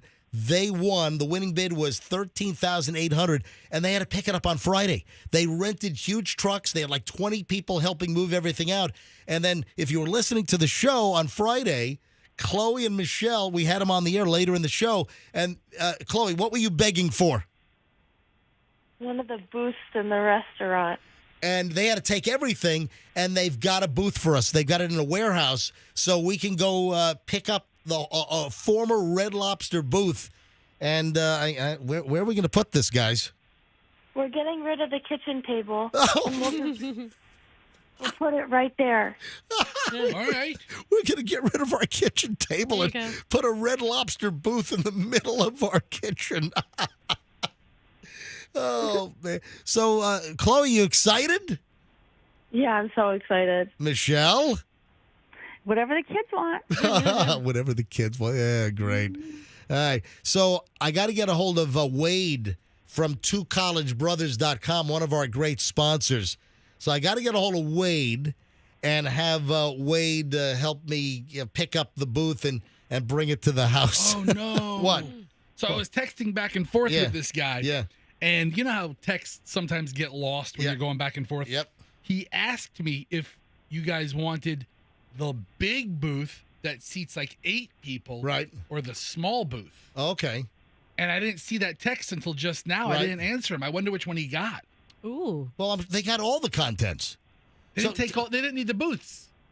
Oh, so They were entitled to everything. all right, but they don't necessarily have to take everything. all right, but Okay. but he did text back that they have a booth for me, right? So yes, they got So- a booth. They also got a nice piece of wall art for us in the studio. Oh, Nice wow, little- look at that. Yeah, it's like kind of like a ship. It's a boat. Yeah, It's not a ship. It's a it's boat. a boat. It's a Yeah. fishing boat. It's a fishing boat. It's a lobster, it's a lobster boat, All right, probably. so text them back, and we'll make arrangements to pick up the booth because we want a little Red Lobster seafood lover and you in our kitchen Red Lobster for the seafood lover in you. in my house.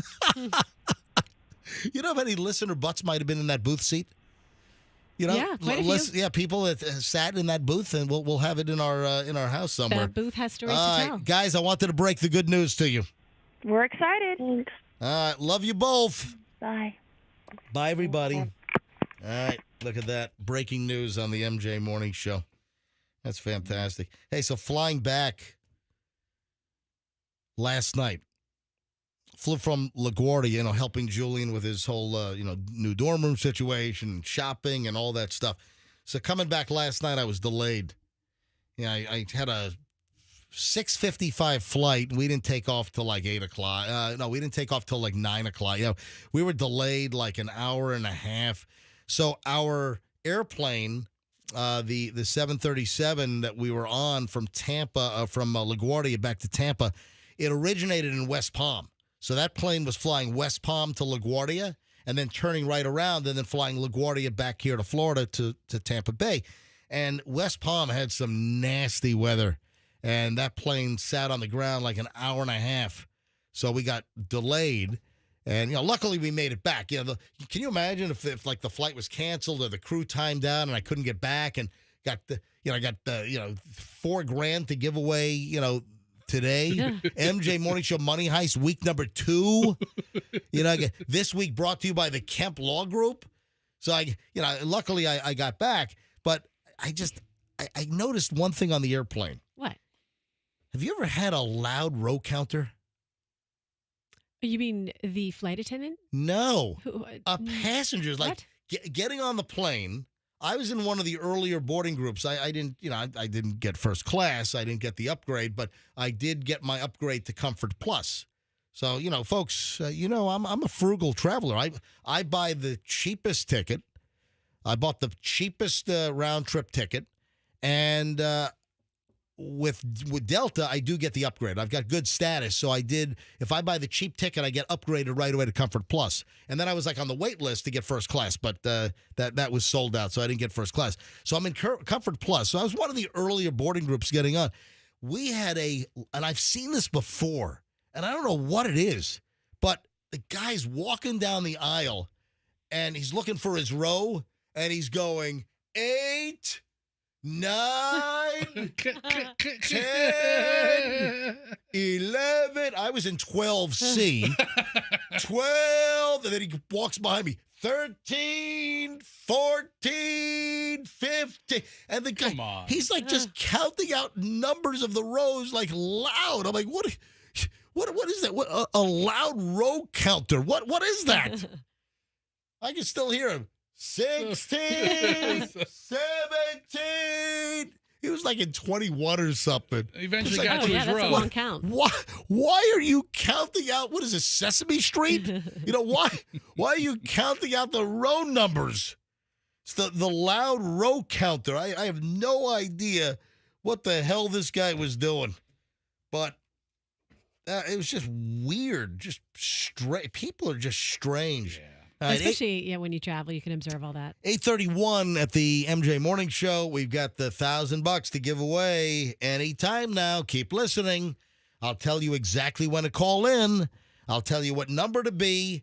And all you got to know is who won last hour. Don't call yet. Do not call yet. Not quite ready. But I'll tell you exactly when to call in. We have a J-Lo and Ben Affleck update. All right, so what's the deal? Now, how are they doing? All right, there's a picture of them smiling together in a car over the weekend. So wait a minute, are they just putting on a show? I mean, all the stories about them splitting, all of the stories about them looking for separate houses. Now, I read a story that he went over to Jennifer Garner's house by himself. Yeah, hang on. Okay. I'm about to get to that. Hold on. But here, I'm looking at TMZ, and I'm holding this up to MJTV right now. This is an image of Ben Affleck driving his vehicle, and then J-Lo is in the passenger seat, and they're both kind of smiling. This is TMZ. J-Lo and Ben Affleck do Sunday Fun Day together. What marital issues? Question mark, question mark, question mark. Jennifer Lopez and Ben Affleck seem to be saying that they're all good, maritally speaking, even though they've not been living under the same roof. They spent much of Sunday together looking like a happy couple. Okay. The apparently estranged couple met up Sunday in Santa Monica, where they both showed out to support J-Lo's kid, Emmy, in a school event. Jen Garner also showed up with Finn as Ben, and Jen's kid is pretty tight with Emmy. Okay, Right, so everybody gets along. So wait a sec. Were they just together for the weekend for the kid, but they are having problems, but they're in the same car together? They appear to be smiling. Is that Ben's hand on the steering wheel, or is he giving like like a gesture, or is that just his hand on the steering wheel? It's like, help me in sign language. No, he's not. No, he's grabbing the wheel, or he's waving, he's putting his hand down. And then you brought up Jennifer Garner. Right, that happened prior to this. Yeah, Ben Affleck's ex, that she went to Ben Affleck's home. So I don't know what's going on here. Jennifer Garner dropped by the house of her ex-husband, Ben Affleck. By herself, no kids. And he's been staying alone amid the rumors that his marriage with Jennifer Lopez is on the rocks. So she was seen pulling up into because they have like Ben Affleck's house all staked out. Probably 50 paparazzo out there, waiting to get some kind of shot. So I have no idea what's going on. And then the rumors were also that Ben Affleck was house hunting. J-Lo was house hunting. We had that story early last week. So who the heck knows? Oh, and then Ben Affleck has been seen without his wedding ring. So no wedding ring on Ben Affleck's hand. But I think J-Lo was seen still wearing her wedding. Yeah, I saw a photo ring. of her with it on. It's a Yeah. beautiful ring. She's probably like, this is gorgeous. I'm not taking this off. What do you think? She's wearing some piece of junk? Right. Of course she's going to be wearing a... And can I mention something creepy here? This is creepy. Folks, we got to stop AI now. Oh, I'm with you. What happened? Stop AI, artificial intelligence. Stop AI now. Stop it. There is an artist by the name of Jeremy Pomeroy. And Jeremy Pomeroy has allegedly used AI to create what-if portraits of what if these celebrities had stayed together and had kids. And he's putting together family portraits of families that don't exist. So one of the creepy ones, oh my God, one of the creepy ones is Brad Pitt and Jennifer Aniston. Oh, And let's see. I'm going to hold this up to MJTV. Look at this. So it's Brad Pitt, Jennifer Aniston, and then it's imagined if they had 3 kids together. Oh, no. Oh, my, and you know what? It looks like a real portrait. It Yeah. looks real. It is unbelievable. Andrew, did you get the link up to the story so people can see it? All right, if you want to see how creepy this is, go to mjmorningshow.com and click on As Heard on the MJ Morning Show. So right near the top of our page, go to mjmorningshow.com. Near the top, click on the little box. It's the picture of the whole crew, and it says As Heard on the MJ Morning Show. Click on that, and then the top item is going to be a link to this story. And it's Jennifer Aniston next to Brad Pitt, and they've got 3 kids, 2 daughters and a son. And it's all AI. It's like, what if they had kids? And this artist, this creator is, doing these what ifs. What if these celebrities had stayed together? Like, Okay. which one is this? This is a scroll. That is, Ryan Gosling and Rachel McAdams. Yeah, how does Eva Mendes feel about that? If they had stayed together, and they have a picture of 3 kids as well, as imagined by artificial intelligence. Ugh, man. You know Okay. what? You forget about AI killing humanity. This is creeping me. AI should end just because of this. Is that Harry Styles? Yeah, Harry Styles and Taylor Swift. Yeah. Look at that. Harry Styles and Taylor Swift with 2 kids. Tell you what, the little boy looks like a mutant serial killer already. Look at that one. He does. Look at that. Yes, Rox. I'm looking at some of these. Okay, Fester just stumbled upon the next one that shocked President me. Kennedy and Marilyn Monroe. Oh, yeah. Yeah. Yeah, John Kennedy and Marilyn Monroe, if they had kids, what they would have looked like. Yeah. Okay, but Fester, go down to MJ. Look at this with Jennifer Aniston and Brad Pitt for a moment. Yeah. I got it. So I think what Yep. you're telling me Yep. is that Jennifer Aniston and Brad Pitt are also AI images in this, right? Because they look off. He looks like himself, but there's something about her that doesn't look like her. I mean, it's a computer It's a generated image. computer-generated image, right? To me, she looks a little more, there's a little Marsha Brady in her. Yes. Yeah. More but- so than in but- real life. But I can yes. still tell that it's Jennifer Aniston. Mhm. But who's that? Selena Gomez And Justin Bieber. If they would stay together. with 3 kids. And it's just creepy. It is creepy. There's Johnny Depp and Winona Ryder. And what they would look like as a family if they had kids together. What about Johnny and Amber? Oh, Macaulay Culkin and Mila Kunis. And they're Oh, boy. 4 AI-generated kids. What? Not a dark-haired in a bunch? I don't believe in it. these family portraits. It's Keanu Reeves and Sandra Bullock. Okay, it's not like these couples can even text one another, hey, did you see this creepy AI thing this guy did about us? Because they're all estranged from these people. Did Leonardo DiCaprio ever date Kate Winslet? These are hypothetical, Right. You know, So- if Smash. movies played out. Like if Speed would have worked out. Well, the way the artist did it, there are like 2 scenarios. One, people that were together but split and never had kids, what their kids would look like, and then putting some cinematic couples together, right? Yes. Right. And like Leonardo DiCaprio and Kate Winslet from Titanic, if they would have had, kids. So anyway, folks, this right here is the reason we need to destroy AI. I like AI even more after this. God, this is creepy. It's got to go. Please stop it. Stop AI now. Stop it, please. I'm asking you. And there's another story. Speaking of artificial intelligence, there's another story that came out that one of the earlier founders, not a founder, but one of the earlier. Fester, see if you can find the Sure. search terms. What do you got? And he's like, it is very dangerous. Yeah, so very AI, very dangerous, should be stopped. And it was somebody that was very early in AI development.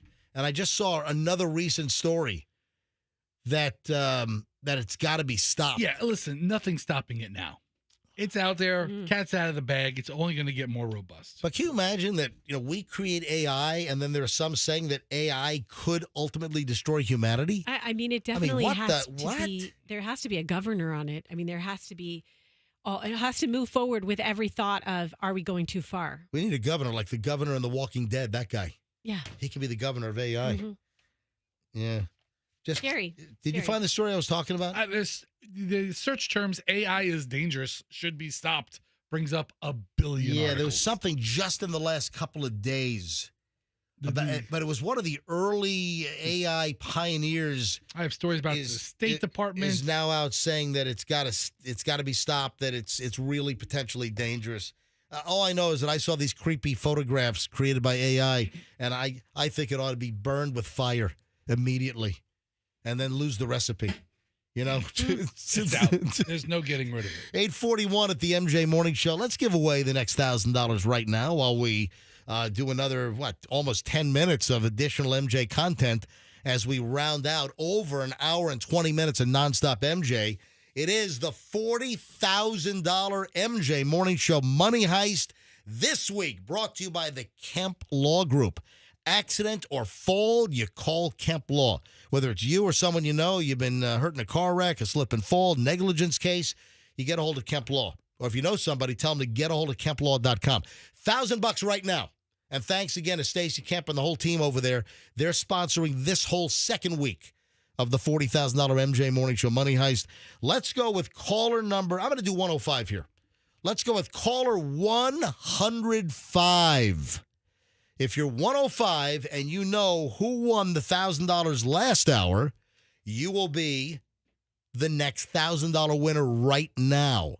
Caller 105. Now, don't turn your radio down. Keep your radio up so you can hear this great content while you're trying to dial in. Yeah, so leave the radio on. Just, Andrew will tell you to turn the radio down if you, I guess he won't talk to you because I got to pick it up live. Yeah, you'll talk to Andrew after the fact. Anyway, if I pick up the phone, turn your radio down. All right, so caller 105 right now, 800-990-1047, and we'll give away the next $1,000 here on the MJ Morning Show. Good luck. Oh, God, I saw this. Oh. Somebody is mysteriously throwing canned food items off of a high-rise in Portland, Oregon. That'll kill somebody. Hello? I feel bad because when I initially saw the story, I started laughing. But for like 5 seconds, I'm like, oh, no. I mean, in a controlled environment, it's there's comedy to it, but not on people. So I guess the headline, which comes from Coin TV, a big station in Portland, Oregon, is KOIN. And when I saw the headline over the weekend, I started my initial reaction was laughter, but then, like I said, in seconds, I'm like, oh, no, that's not good. The headline that got me laughing initially was, someone is throwing cans at people and cars from a downtown high-rise in Portland. So initially, I'm like, and they're like, no, that's, you get hit with a can of Green Giant corn, and it's being thrown from 20 stories up. Oh, no.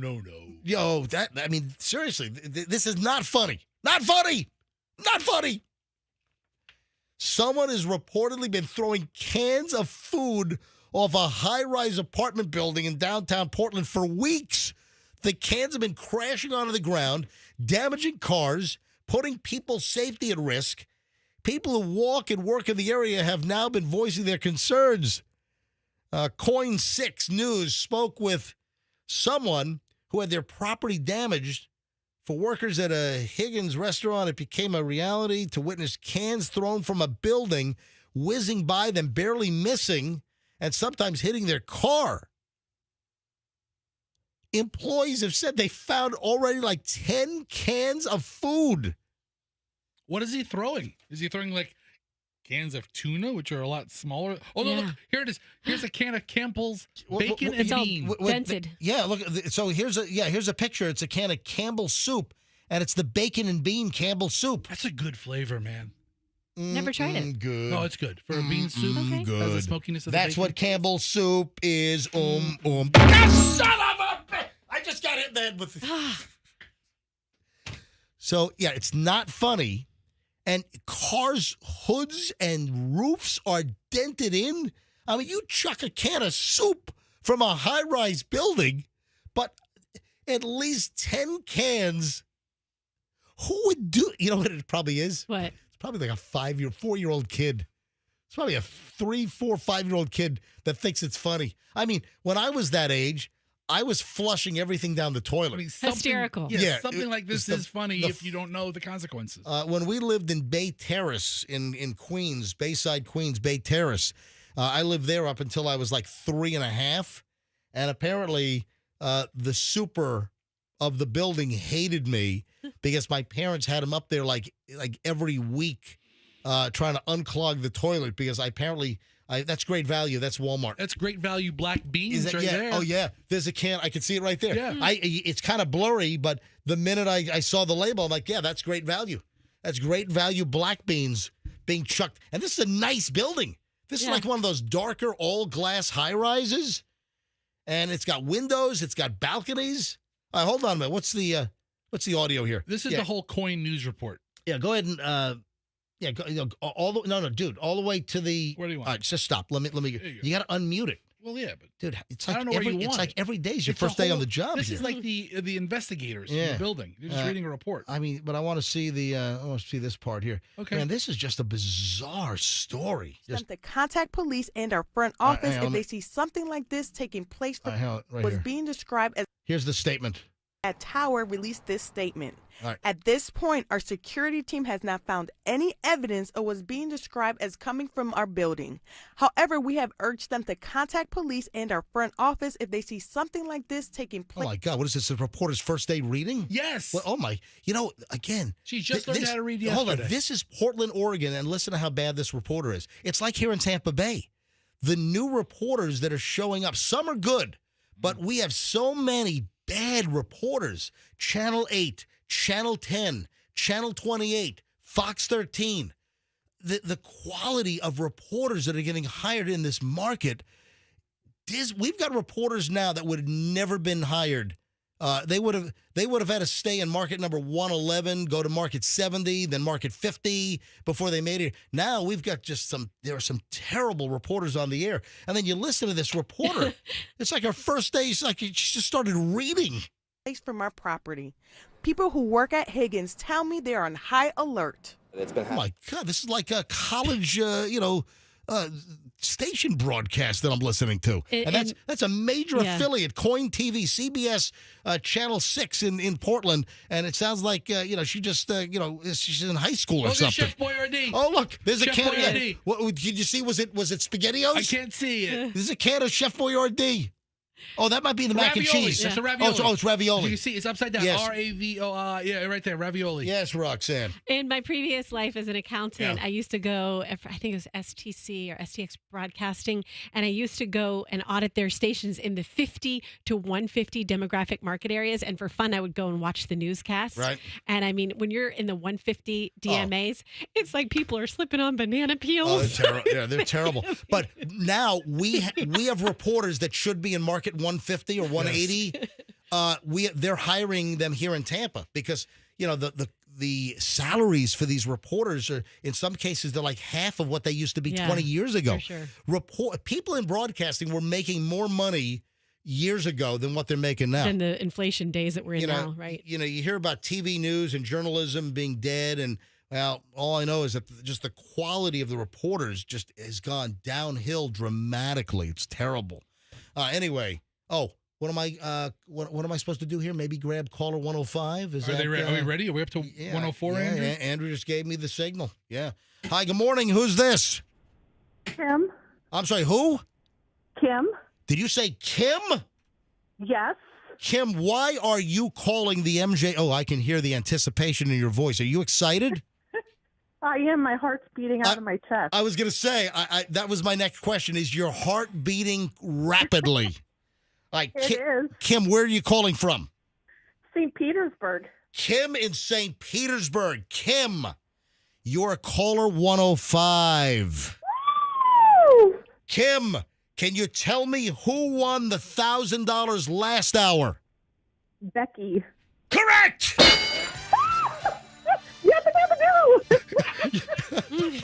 Did I get a yabba dabba do? Yes, sir. You did. Oh, man. Kim, congratulations. You just got the latest $1,000 in cash in the MJ Morning Show $40,000 money heist thanks to the Kemp Law Group this week. Accident or fall, you call Kemp Law. Kim, have you been trying for the last week?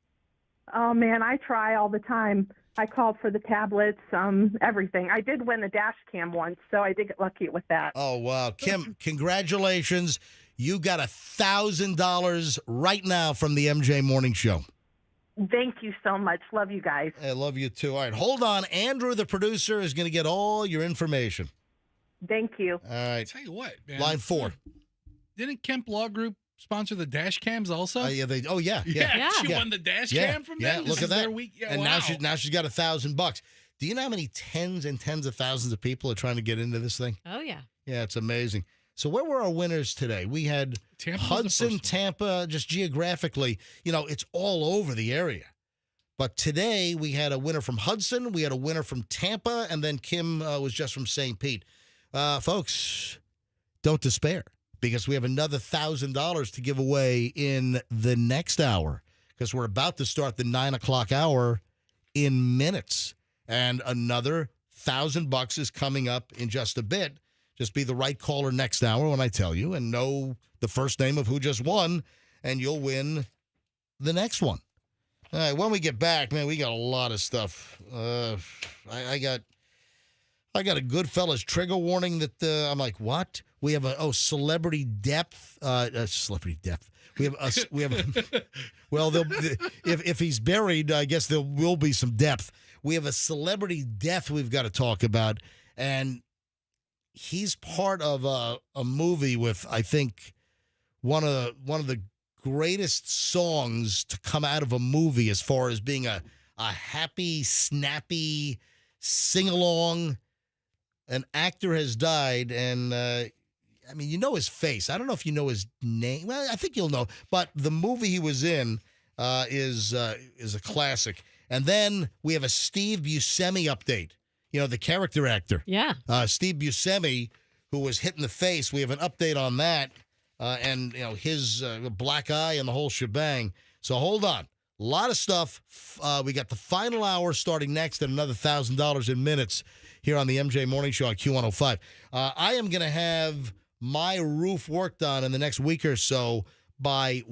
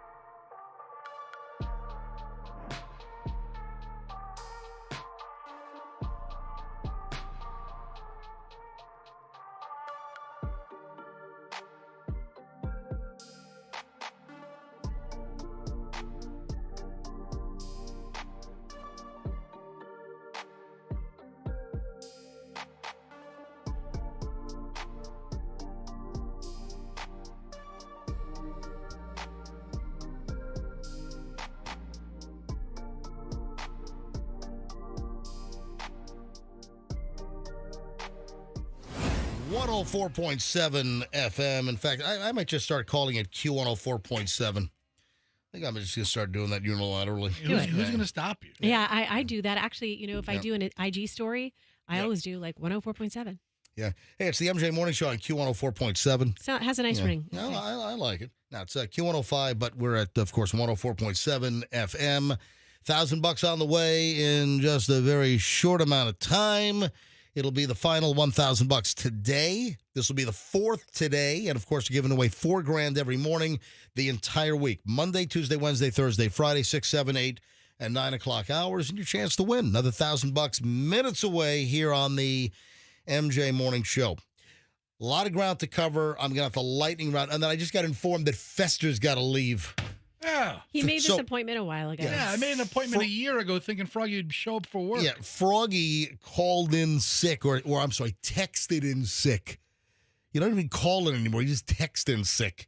Yeah, so Froggy sent the message at 2:39 this morning that read, "Can't make it in. Very personal issue. Sorry.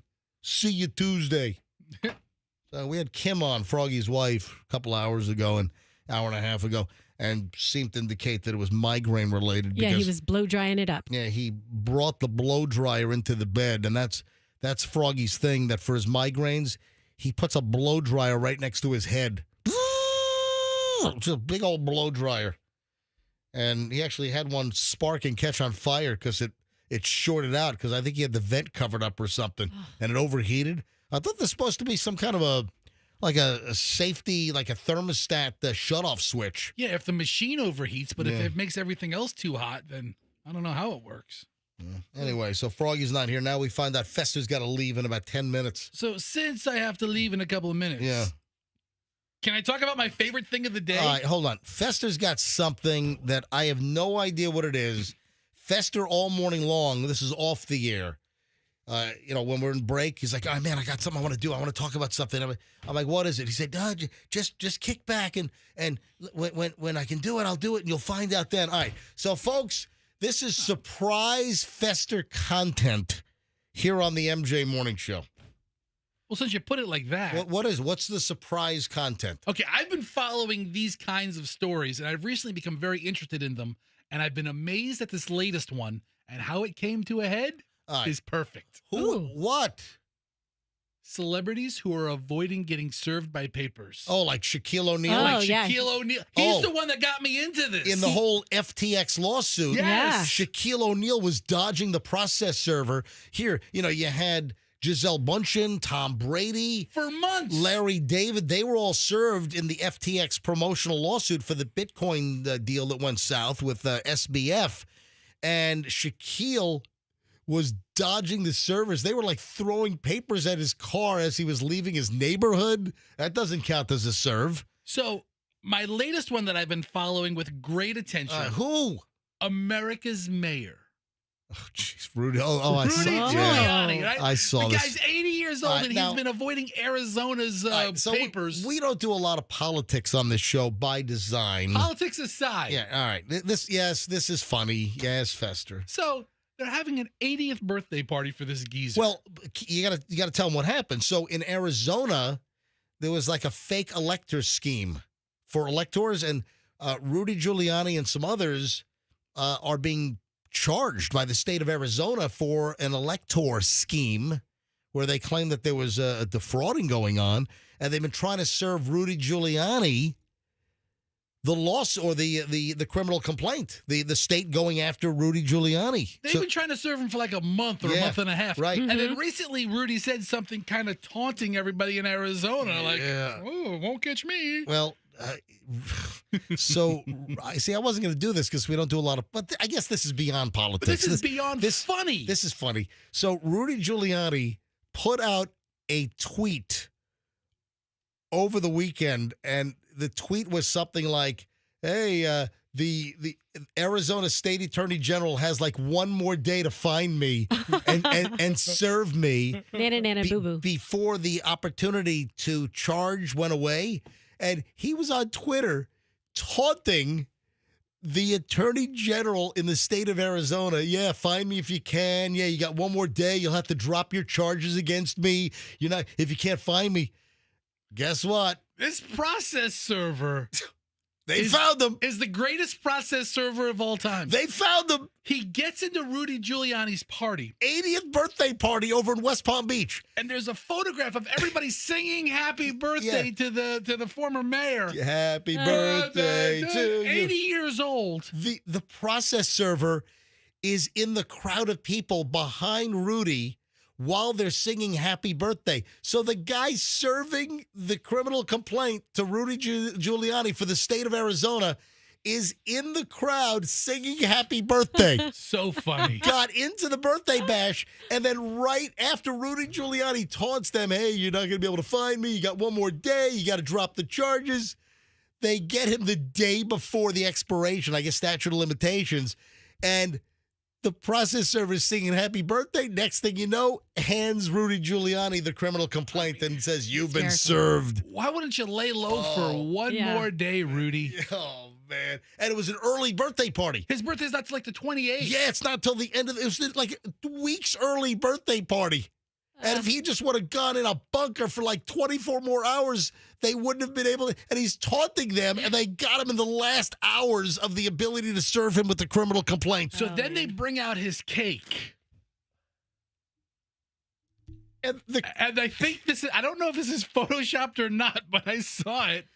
Is that real? I don't know. Is this real? Let me think. I need clarification on this. Stop it. No, that has to be a meme. No, that's got to be It's Photoshop. gotta be. Okay. Yeah, someone has a big envelope that says criminal summons, and it's stuck. Oh, wow. It's stuck into the icing on the cake. Oh, we should have the cake girl make him a cake with a criminal complaint and send it to him. Anyway, I thought this was hysterical. Very creative on the other guy. we don't do a lot of politics on the show, but yes, that was very, very, very, very, very funny.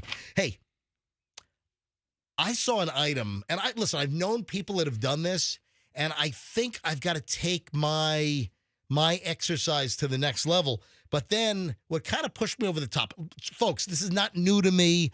I'm aware of this. I have been.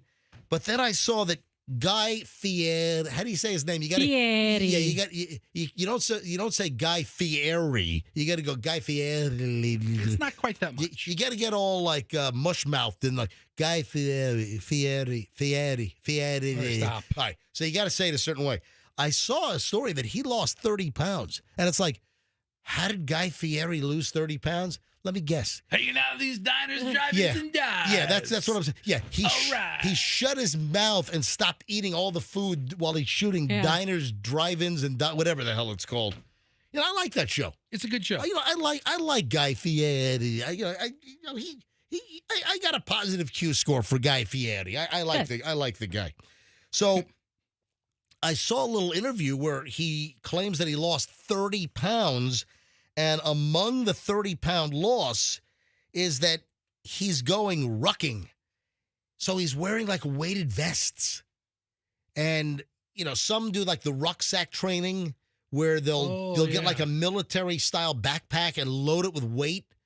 But he's apparently wearing a weighted vest with like the weight plates. Yeah, I wore one yesterday in my neighborhood. Yeah. So this is not new to me, but I think that I'm going to do this. I think I'm going to take my exercise and my walking in my neighborhood, because I'm walking 20 miles a week. And they say you should wear I can handle it. You should wear maybe 10% of your body weight. I think I wear about that because I wear Doug's. And I have to ask him. So do you have the plates that you can take them in and out and then adjust the weight? No, mine is it just came whatever weight it is. I think it's about 10 or 15 pounds. Yeah. All right, so I think I'm going to try to find. I probably want to talk about this tomorrow again. You want to be a rucker? Yeah, I want. It's fun. I want to. Rucking is walking with a weighted pack or a weighted vest, and they say that you can burn like at least 30%, sometimes 40, 45% more calories if you've got a nice heavy ruck or you've got a weighted vest with the right amount of weight for your body weight. So, listen, I'd love to burn more calories. So this is when you're working out alone? No, this is when I'm doing my walks. Oh, so you'd ruck yourself? Yes. Yes, exactly. I'd go ruck myself. Yes. So I'd go. Okay. What do you think? You're a rucking comedian over there? Listen, I gotta go. I gotta get the ruck out of here. Get out of here. Get the ruck out of here. Just ruck off. Did you say ruck off? Yeah. All right, so I'm Taking it too far. I'm gonna do this finally. I thought about this, then I forgot about it. Then I saw the Guy Fieri. I saw the Guy Fieri story, and So I need to ask listeners, should I do a ruck or should I go with a weighted vest? And I'm thinking I'm gonna do 20 pounds. I love the weighted vest. Yeah. I was wearing it yesterday, and I was walking in the neighborhood, and okay, Doug just texted me back. It's 10 pounds. Okay. Oh, I want to go twice. You want to go heavier? Twice that, yeah. Okay. Yeah. So I'm just walking through the neighborhood, and I see bye, Fester, have fun. I see some of my neighbors. Oh, wait a minute, Fester. No, he's out, man. Well, hold on, Fester. Guess who died? Hurry up, quickly. No, you say who died, and I'll go back to my rucking story. Wrap the rucks up. Racket the ruck up. All right. Who died? Guess who died? The name of the Mr. Hart. Yeah. Dabney Coleman has died at the age of 92, not 95. Yeah. What are you? I was just trying to make. I was visual. It's a visual joke. You guys can't appreciate it unless you're. I'm reading it. It says 925 dies at 92, and I thought it was an audible joke. I got it. Okay, good. 925. If he would have died 95, it'd have been really appropriate. He died at 92. Dabney Coleman, the boss, great character actor over the years. Yeah, he was fantastic. Dabney Coleman dead at the age of 92 years old. He died on the 16th, we found out. So he died on Thursday, and I guess the story didn't really come out until the weekend. Over the weekend it came out. So I'm sorry if I gave anyone a heart attack by saying, guess who has died? And then I start playing 9 to 5 by Dolly Parton. Now, Dolly Parton and her big boobs are still alive. It's Dabney Coleman. Tumble out of bed and I stumble to the kitchen for myself. 92 years old. So rest in peace, Dabney Coleman. Great timing, great actor. Speaking of actors, and I didn't get to see Saturday Night Live because I was up helping Julian, but I saw a couple of the snippets. They run some of the videos. I saw that there was a piece that they did on SNL, a press conference with the NYPD about character actors getting attacked. Seriously, because remember, that's what it's been. Rick Moranis. I brought up the fact that Rick Moranis that he was attacked a couple of years back in Central Park, and then Steve Buscemi from Fargo and Boardwalk Empire. He was also in Sopranos in a bunch of episodes. Steve Buscemi. He was Mr. Pink, right, in Reservoir Dogs? Yeah, that's where I first saw him, I think. He was Mr. Pink, right? Yes. Mm-hmm. And remember, he didn't want to be Mr. Pink. I don't want to be Mr. Pink. Why do I have to be Mr. He's the one with the effed up tooth, on the side there. And he has a couple of them. What happens if he's attacked and that tooth is actually straightened up during the attack? I mean, what do you go to the dentist? The other way, yeah. What do you go to the dentist and say, hey, you got to F up my tooth again? You got to screw it up again? It's kind of a signature thing. Exactly. It's my signature. It's my thing. All right, drive safely, Fester. Bye, Fester. All right, so Fester's out. He's got to. You kept him 2 minutes late. Fester, what kind of doctor are you going to? He's got to go. I'm going to keep him here till the end of the show. It's a proctology. No, really. It's going to be a deep dive today. All right, great. Yeah. Someone's going spelunking in there? Do they have a helmet and a cave spelunker hat and light and all that? Yeah, so Steve Buscemi's attacker has been arrested. He was in a homeless shelter. So, yeah, the guy that smashed actor Steve Buscemi in the eye a couple of days ago, he's been arrested and he's being held on a $50,000 bond. Well, halla freaking Luya, because there's so many stories up in Manhattan, with some of these judges that these... Oh, they let people go. Oh, it's ridiculous. People are getting attacked. People are getting, pushed in front of subways. And you got some of these... First of all, the prosecution is not tough enough. They gotta, in New York, they gotta take a hint from other state attorneys around, like Susie Lopez here in Hillsborough County. Start prosecuting crimes and be serious about the prosecution.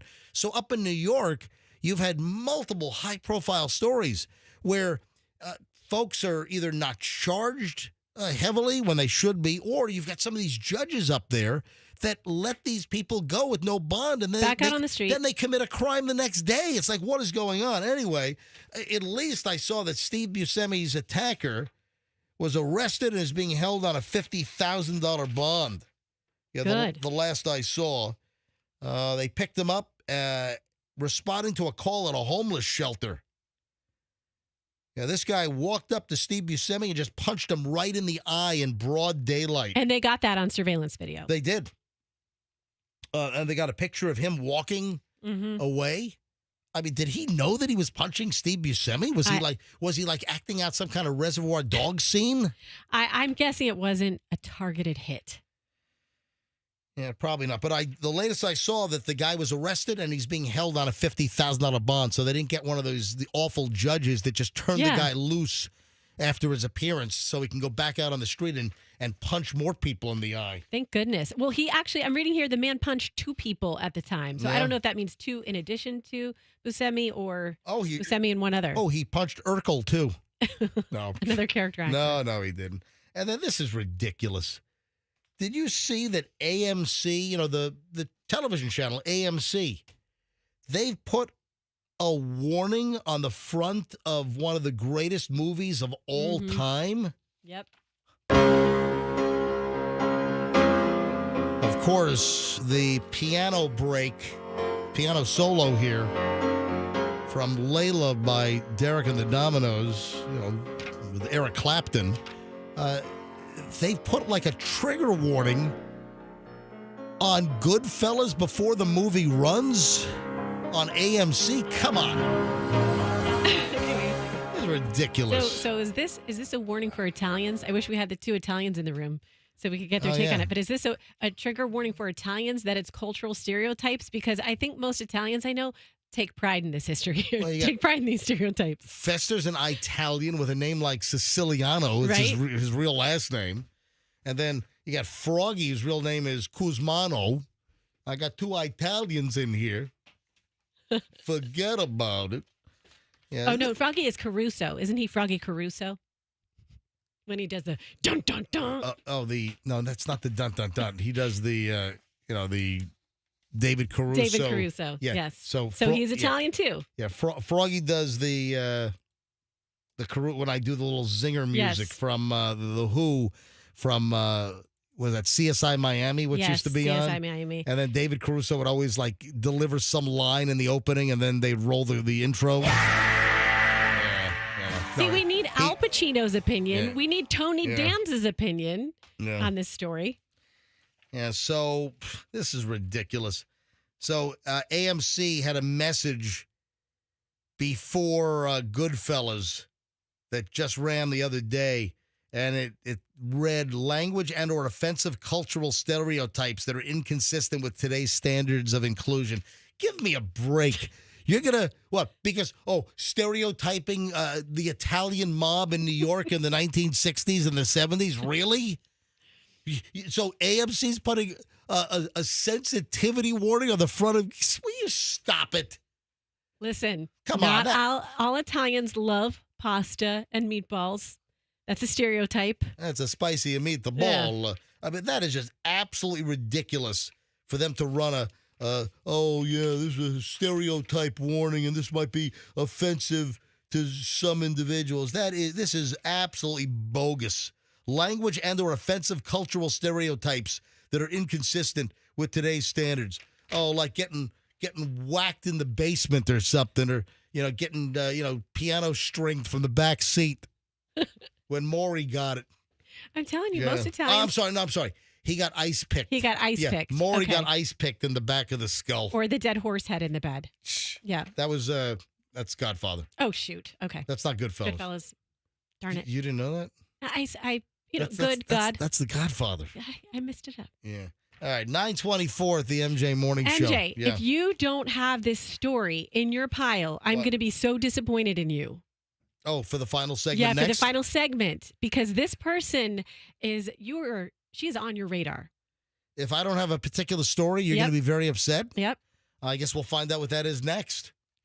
All right, 9:24 at the MJ Morning Show. Final break. We'll give away the next $1,000 next.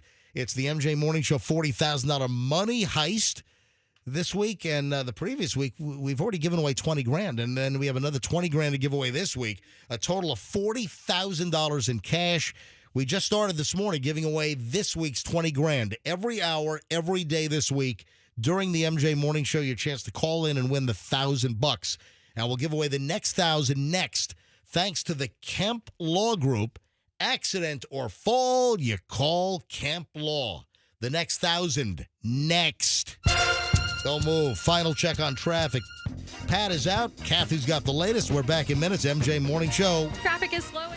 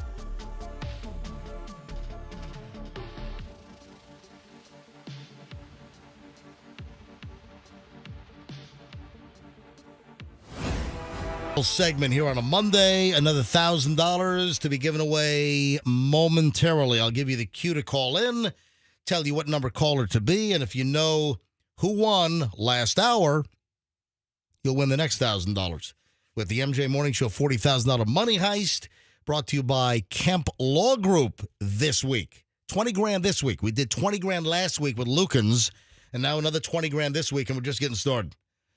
So we'll have another winner in minutes. Stand by. Roxanne just told me during the break who the pseudo celebrity who is only famous because she poses with almost no clothes on and gigantic boobs. You see her everywhere. And it's also related to a sport that I really don't give a flying crap about. So it was a twofer. All right. So I mean, you're jamming me up over I'm here. I'm entertaining myself. Yeah, you are. You're just trying to give me the business. Every time Trying you to read, stick it to me. Yep. Every time you read about Paige Spiranak. Oh, don't even say the name. I don't even want that. Paige. I don't even want that name on the show. Who the hell is she? When you turn the page in your New York Post and you see Paige Spiranak there. Stop. I mean, and they're obsessed with her. Yeah, they are. She's just, why don't they just name her to Paige Clickbait? Seriously. That's it. Page Views is what she should be named. Yes. Any story, Page Views Spiranak. I avoid her like the plague because who is she? Why is she famous? She's just a clickbait deal. That's it. She looks adorable in her golfer outfit, stop right? All right, if that's your thing. It's not my thing, and I'm sorry. And guess what? For $9 grand, you can get basketball-sized boobs, the ones that she has as well. All right? So I don't even think. Can I please tell the story? Please. No. You know you want to hear it. I don't want to hear it. You kind of want to drink sour milk. Like if I'm like, MJ, look, smell this milk. I just got it out of the fridge. It's disgusting. And you don't really want to smell it, but you kind of do out of curiosity. This is what this story is for you. Okay? Don't drink the milk. Why? It's spoiled. There's a little rumor going around about Paige. These are her boobs talking. These are her implants. Let me hear from the right implant. All right, let me hear from the left implant. Wow, that one's name 650cc. I think it is. I think that's about right. I think that's a good estimate. I think I am about right. Yeah. Listen, I don't want to hear about Paige Spiranak. Well, what about her nipples? Do you want to hear about her nipples? No. People are saying she doesn't have any. Oh, that's the rumor. I saw this story last week and I skipped over it. You saw it. You saw it. You read it. It was on the New York Post website and I skipped. I can't scroll past her fast enough because she's just a clip. Well, you didn't go fast enough. She's manufactured clickbait. You didn't go fast enough because you know the story then. Stop. The rumor is she doesn't have nipples. I don't care. There's a porn site that's going to pay her $250,000 if she proves him wrong. Oh, jeez, stupid. But isn't that kind of weird? Please. All the boob pictures she takes and no proof of nipples. Oh, boy. I think All this right. is important. I mentioned this earlier in the program. What time is it? 9:36. All right. You know what? Let's hit phones right now. Let's look for caller number 66 WNBC. So caller 66. Little tribute to pig virus, pig vomit. What was the one that whatever Howard Stern used in that movie when he called the guy? Because the real one was different than the movie. Okay. Yeah, the real name for him was like pig virus. Ew. And I think they called him pig vomit, or maybe it's vice versa. Okay, Just to make it more interesting. By the way, in the movie. I say vice versa. I'm not a vice versa. Let me see. Well, or let me say yeah. it. Okay, so you could do this, MJ, or you could do vice versa. Yeah. I'm a vice versa. Yeah, vice versa is right. Vice versa is not technically right, but it's become somewhat acceptable, but it's really not technically. All right, so let's go with caller. Did I give out the number? Oh, see, I did. 66 WNBC. All right, so caller 66 WNBC. 800-990-1047. 800-990-1047. If you call her 66, you get the latest $1,000 in the $40,000 MJ Morning Show Money Heist, brought to you by Kemp Law Group. So call her 66. Good luck. Get your kicks. Gas station, right? Yeah. Phillips 66. You know, I think mostly on the West Coast. I think I get Phillips 66 gas when I'm out in Colorado. All right, I have a financial story times two that I got to get to. I think this is really important, so I'm going to mention it here.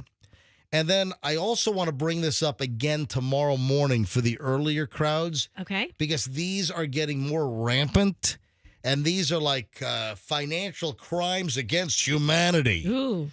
A lot of these cash app scams. Do you remember we had a story some time ago down in Miami that there was a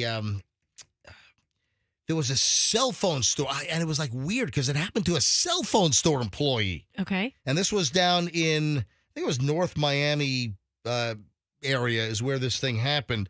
And it was a cell phone store employee that got conned out of like $1,000 and did some TV interviews down there. Didn't want to be identified. And a woman came in, and the employee gave the woman, this is in a phone store, gave the woman his phone. And she got into one of his Cash Apps. I think it was the actual Cash App app, and stole money. I mean, it's ridiculous. And why did he give her his phone? She said, "Hey, would you mind? Could I use your phone to text my mom?" Oh. And that was. It's like playing on, a Good Samaritan type scenario. Yeah. Hey, and then there's another one I'm about to tell you. So she's a damsel in distress. Yeah. Oh, I can't get it. My phone's lost. She walks in to Talk for Less Wireless in Northeast Miami. And says, hey, listen, I'm having some issues. Can I please just use your phone to text my mom? My phone's not working. I got to reach my mom right away. And the employee, wanting to help her out, gives her the phone. And then instead of texting mom, gets into his apps, finds that he has Cash App, and then sent an $1,100 payment off of this guy's phone and ripped the guy off. That'll be the last time he lets anybody borrow his phone or do anything nice for anybody. All right, then there's another one that also just happened, and this woman was duped out of $2,000 on Zelle. Wait till you hear this one. I'll get to that here in a second. Let me grab caller 66. Andrew just got up to 65. Hi, good morning, MJ Morning Show. Yes. Who is this? This is Jim. Jim, where are you calling from? I am calling, right now I'm right in the middle of downtown Tampa. Right in the middle of downtown Tampa. Where do you live? I live in Gibsonton. Oh, very lovely. Gibsonton's a very Are you a carny by any chance? No. Okay. You're not a carnival ride operator? No, I've been down in Gibsonton Riverview for about 30 years. There you go. All right. Your name is Jim, right? Yes. And that's going to be GYM like gymnasium? No, JIM. I know, I'm kidding. Jim, you're caller 66, my friend. Oh, my God. Jim. I cannot believe it. Jim, can you tell me who won the $1,000 last hour? It was Kim. From Kim to Jim, you win. Oh, my God. I can't believe it. You got it. You got $1,000 from the MJ Morning Show and the Kemp Law Group. I've been trying to do that. I thank the Kemp Law Group, too, and Lucas last week. I've been trying for weeks. You got it, Jim. You're the latest $1,000 winner, the final one today. Jim, thanks for trying. Thanks for your faith in the program. Thanks for hanging in there. Jim, you got the last one today for week number 2 in the $40,000 MJ Morning Show money heist. Thank you. Thank you. And what do you do for a living, Jim? Actually, I was in the car business 30 years. I retired. I was a GSM of a car dealership. Oh, wow. A lot of years. Well, that's fantastic. Well, Jim, thank you for listening. Jim, I'm going to put you on hold, and you're our latest $1,000 winner. You got it. Thank you. All right. Next voice you'll hear will be Andrew getting all your information. Andrew, grab him. Here we go. Line 4. Look at that. If the winner tomorrow in 6 a.m. hour is Tim, my head's going to explode. Oh, from Kim to Jim to Tim? Yeah. How about Slim? That'll work too. Yeah. All right, so make sure you know who just won that because you're going to need that for 6 a.m. tomorrow morning. So 6 a.m. tomorrow, we'll give away the first $1,000 for Tuesday. Again, all week long, folks, another $20,000 in cash. And as you can hear, they're all local winners. This is not a national contest. This is all local here on the MJ Morning Show, and I put every single winner on the air, which you don't typically hear with some of these, all right? This is all local. 40 grand in 2 weeks. Who's done this? No one does this. Nobody. All right, the second story before we get out of here. The second money scam. And again, I'm going to bring these up again earlier tomorrow because of the early crowd. But here's a former beauty queen, a former Miss New York has put out a video, and this has gone viral. And she's now a real estate agent. Her name is Brianna Siaka, and she got scammed in a park in New York, Madison Square Park. That's where the original Shake Shack was. Okay, I didn't know that. Yeah, original Shake Shack was at Madison. It was like a food stand. You know, that's how they started, a little like a food truck stand kind of thing. So she's in the park. She posted the video on Saturday, and she said that she was just sitting in the park listening to a podcast. I think it was the MJ Morning Show podcast, and just enjoying the day, happy to be alive. And 2 boys came up to her with a sad sack story saying that the boys' basketball team, they couldn't afford their uniforms. So she got swindled out of $2,000 with a Zelle scam. You know what? What? This is about a year ago, but I was in a parking lot off Dale Mabry, and I had a couple of boys come up to me and ask me to contribute to their fundraiser. And I was like, I'm sorry, I don't have cash on me. And they wanted to take my phone and put the information in. No. Absolutely not. No. I was like, I'm sorry, I don't feel comfortable ever handing someone my phone. Don't hand your phone to anybody. And you can say that. Yeah, don't fall for that. Don't fall for these scams. So she, the former beauty pageant queen, turned real estate agent in Manhattan. These boys come up to her with a sad story. Oh, we're from the South Bronx, and our team, we can't afford uniforms. We're doing a fundraiser. And she hands them the phone. When she said she didn't have any cash, they said, oh, we can take Venmo and Zelle. And guess what? She hands the phone over. That she was going to do something nice, the same deal, what they try to do to you. You know what? I don't even tell. If someone's like, hey, can I get your number? A lot of people will hand you their phone and be like, oh, yeah, type your number into my phone. Yeah, I never do that. I'm like, just call me. Don't give your phone to anybody. So she gives the phone to the boys. They said they preferred Zelle.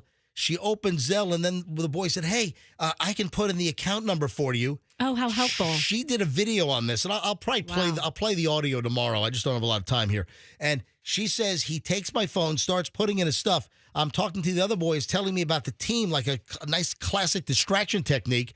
And she realized that it was taking a little bit of a while and grabbed the phone back. And then the two thanked her and quickly ran away. And then she noticed, she looked at her Zelle account. They sent themselves $2,000. Wow, what little... God. I was going to say stinkers because they're kids, but that's awful. Warning on these Jerks. Cash App scams. Don't let anyone have your phone. Don't fall for one of these rackets. No. With a sad sack fundraising story. Don't fall for it. All right. Hey, couple things, Yes. MJ. One thing you said this morning, and we didn't get into it to the depth that I wanted to. You said you went to 16 different pizza places? Yes. Yep. How do you do that in less than 3 days? In basically 2 days. We did it in 2 days. In New York, the pizza tour that I took with Jamie Culleton from the Nona Slice House, he and I and his two kids went up, and Julian, we did 16 pizza shops. Friday night and then Saturday. 16 pizza shops. You're going to have to hit X-Force a couple times this week. You know what? I got home and I lost a couple of pounds. Oh, I don't know about that. I swear. You swear. I swear. I weighed myself before I left. I came back weighing 2 pounds less. All the walking, all the running from pizza place to pizza place. There we go. Seriously, I swear I'm 2 pounds less right now than I was on Friday when I left. So Good for you. I'll give you some more detail on the pizza tour tomorrow. And tomorrow also, if we have time, I want to talk about my culinary experience. What I did on Friday. I sent you a photo of it. Oh, the dining in the dark. Yeah. All right. Give you a review. Folks, have a great day. We'll see you back here tomorrow. Another $4,000 tomorrow morning with the $40,000 MJ Morning Show Money Heist. Another shot for you to win every hour, every day this week. $1,000 on the MJ Morning Show thanks to the Kemp Law Group. Accident or fall, you call Kemp Law. Folks, have a great day. We'll see you back here tomorrow morning, bright and early on the MJ Morning Show on Q105. And let's be careful out there, especially with your phone and cash apps.